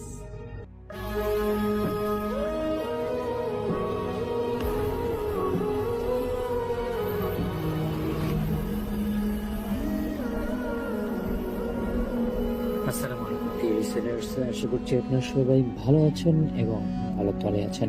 প্রতিদিনের ন্যায় আজকেও চলে আসলাম আপনাদের মাঝে নতুন একটি এপিসোড নিয়ে। আশা করছি সম্পূর্ণ এপিসোড জুড়ে আপনারা সাথেই থাকবেন। তো দর্শক, আর সময় নষ্ট না করে সর্বপ্রথম শুরু করছি আমাদের প্রথম গল্প। আর এই গল্পটি লিখছেন আমাদের বগুড়া থেকে মোহাম্মদ আসিফ খান। গল্পটির নাম দেওয়া হয়েছে শহরের এক 13 তলা অভিশাপ। আসলে এটা গল্পটা আমার কাছে অনেক ইন্টারেস্টিং লেগেছে, আমি একবার পড়েছিলাম। আচ্ছা, এখন আমরা গল্পটা পুরোপুরি শোনার চেষ্টা করব। তিনি লিখছেন, অরুণ একজন সফটওয়্যার ইঞ্জিনিয়ার। শহরের কর্মব্যস্ততা তাকে নিঃসঙ্গতা ছাড়া আর কিছুই দেয়নি। তাই যখন সে শহর কেন্দ্রে শান্তি টাওয়ার এর 11 তলায় একটি বিশাল ফ্ল্যাট পেল প্রায় জলের দরে, সে দ্বিতীয়বার ভাবেনি। সবাই বলেছিল 13 তলা কেউ থাকে না সেখানে, ওটা নাকি ফাঁকা থাকে। অরুণ যুক্তিবাদী, কুসংস্কার তার বিশ্বাস নেই। সে একদম কুসংস্কারকে বিশ্বাস করে না। সে ভাবলো এটা হয়তো বাড়ির একটা অদ্ভুত নিয়ম মাত্র। ফ্ল্যাটটা সত্যি অনেক সুন্দর ছিল, কিন্তু কেমন যেন অস্বাভাবিক ঠান্ডা, বাইরে কোলাহল, ট্রাফিকের শব্দ নেই। এই ঘরের কাছে এসে থমকে যেত। ফ্ল্যাটটি ঢোকার পর থেকেই অদ্ভুত কিছু অনুভব করতে শুরু করলো, বিশেষ করে মাঝরাতে যখন তার কাজ করার সময় হতো। আসলে প্রথম দিনটি বা প্রথম কয়েকটি দিন তার খুব ভালোই চলতেছিল, সবকিছু নর্মাল, রান্না করে খেত, কাজ করতো, অফিস করতো, সবকিছু ঠিকঠাক ছিল। কিন্তু প্রথম একটি ঘটনা তার সঙ্গে ঘটে গেল, সেটি হচ্ছে এক বৃষ্টি ভেজার রাতে অরুণ তার ল্যাপটপে গভীর মনোযোগ দিয়ে কাজ করতেছিল। হঠাৎ তার কি স্মার্ট স্পিকারটি নিজের থেকেই চালু হয়ে গেল। স্পিকারটি সাধারণত মিউজিক বাজায়, কিন্তু সেদিন স্পিকার থেকে ভেসে এলো দীর্ঘ যন্ত্রদায়ক নিঃশ্বাসের শব্দ, যেন কেউ কাছে মুখ চেপে ধরে শ্বাস ফেলছে। অরুণ চমকে উঠলো এবং কিছুটা অবাক হয়ে গেল, আসলে কেন, কিভাবে এটা হলো সে আসলে বুঝতে পারতেছিল না, এবং স্পিকারটা অফ করে দিল। পরদিন সকালে সে দেখলো স্পিকারের কাছের উপরে একটা স্পষ্ট ছাপ, অনেকটা কপালে ভিজে সিঁদুরের মতো। পরের রাতে শুরু হলো ডিজিটাল আতঙ্ক। কোনোভাবেই সে স্থির হতে পারতেছে না, কোনোভাবেই তাকে ভালো থাকতে দেওয়া হচ্ছে না, এরকম একটা অবস্থা। তো অরুণ গভীর রাতে একটি গুরুত্বপূর্ণ কোড লিখছিল, হঠাৎ ল্যাপটপের স্ক্রিন বিকৃত হয়ে গেল। তার লেখা কোডগুলো দ্রুত উল্টো হতে শুরু করলো এবং স্ক্রিনের বিদ্যুতের মতো সাদা রেখা জ্বলছে উঠল। এক মুহূর্তের জন্য অরুণ দেখলো স্ক্রিনের ডাবল অংশ তার নিচে প্রতিচ্ছবি নয়, অন্য কারো একটি মুখ বেশি উঠেছে, একটি শীর্ণ ফ্যাকাশে মুখ, জীর্ণ শীর্ণ অবস্থায়, যার দুটো চোখ অসম্ভব বড় এবং শূন্য। মুখটি অরুণের দিকে তাকিয়েছিল, কিন্তু তার ঠোঁট বন্ধ, নিস্তব্ধতা হয়েছিল। অরুণ ভয়ে ঘেমে উঠলো। আসলে এরকম একটা অবস্থা তার প্রথম ফেস করতেছে। সকলে যখন কাজ করার পর মানুষ কিন্তু একটা মনে হয়ে থাকে, হঠাৎ করে অন্য কিছু একটা দেখলে সে কিন্তু মানে ভয় পাওয়ারই কথা। অরুণের ক্ষেত্রে সেটা হয়েছিল, এবং সে কি করলো, দ্রুত ল্যাপটপটা বন্ধ করে দিল এবং দিন পর ওই উপদ্রব থাকলো। রাতের বেলায় 11 তলার আওয়াজ শোনা যেত, কিন্তু দরজা খুলে দেখলেই সব ফাঁকা, একদম নির্জনতা, কোনোভাবেই কিছু ছিল না। সব থেকে ভয়ঙ্কর ছিল রাতে অরুণ যখন ঘুমাতে যেত, তখন রাখা মোবাইল ফোনটি মাঝে মাঝে জ্বলে উঠত এবং সেই স্ক্রিনের দিকে ঘুমন্ত মুখের ছবি তুলছে। এক রাতের দুঃসাহস করে চালু করলো। সে একটি সার্চ ইঞ্জিন খুলে লিখলো শান্তি টাওয়ার 13 তলা, আগে কি হয়েছিল। সে আসলে এই বিষয়টি ভালোভাবে খোঁজার চেষ্টা করতেছিল, এবং পরবর্তীতে যেটা পেল সেটা শুনলে আপনারা হয়তো রীতিমতো অবাক হয়ে যাবেন। অবশ্যই কিন্তু গল্পটি শেষ পর্যন্ত শোনার চেষ্টা করবেন, অনেক গল্প হতে যাচ্ছে। তারপর সার্চ ইঞ্জিনে যেটা পেল সেটা হচ্ছে তাতে হয়ে গেল। বছর 5 আগে এই ফ্ল্যাটে এক যুবক একা থাকতো। সে গভীর রাতে কাজ করত। অরুণের মতোই সে নাকি ধীরে ধীরে মানসিক আবসাতে ভুগতে শুরু করলো এবং একদিন আত্মহত্যা করে ফেললো। কিন্তু সেই রিপোর্টে একটি অতিরিক্ত লাইন ছিল, মৃতদেহ উদ্ধারের সময় তার ল্যাপটপের স্ক্রিনে তার বিভীষিকাময় হাসি নিয়ে স্থির হয়েছিল। অরুণ রিপোর্টটি বদ্ধ করতে পারছিল না, তার সে মুহূর্তেই ঘরের সমস্ত আলো নিভে গেল। ফ্ল্যাটের পাওয়ার কাট, ল্যাপটপে অরুণ স্ক্রিনটি এখন গাঢ় কালো, বাইরে ঝড়ের তীব্র শব্দ, ল্যাপটপে নিভে যাওয়া আলো, স্ক্রিনের উপর ধীরে ধীরে ভেসে উঠল সেই শীর্ণ ফ্যাকাশে মুখটি। এবার মুখটি সরাসরি তাকিয়ে হাসছিল। সেই হাসিটা ছিল বিকৃত, ঠোঁট দুটো কানে পৌঁছে গেছে, আর সেই চোখ দুটো যেন অরুণের ভিতর নিঃসঙ্গতাকে টেনে বের করে আনছে। একটু নড়ালো, যেন কিছু বলতে চাইলো। সেই মুহূর্তে ওর অনুভব করলো তার কানের কাছে কেউ ফিসফিস করে বলছে, আমি একা ছিলাম, এখন তুমি আমার সাথে কাজ করবে। তো দর্শক, আমাদের গল্পটি আজকের আপনাদের কাছে কেমন লাগলো অবশ্যই কিন্তু আপনাদের মন্তব্যটি জানাবেন, কারণ আপনাদের মন্তব্যগুলো কিন্তু আমাদের কাছে অনেক গুরুত্বপূর্ণ। আর আপনারা চাইলে কিন্তু আপনাদের গল্পগুলো আমাদের কাছে পাঠাতে পারেন আমাদের দেওয়া জিমেইল, ফেসবুক অ্যাকাউন্টে। তো দর্শক, শেষ করছি, সুস্থ থাকবেন। আগামী এপিসোড আমন্ত্রণ জানিয়ে শেষ করছি।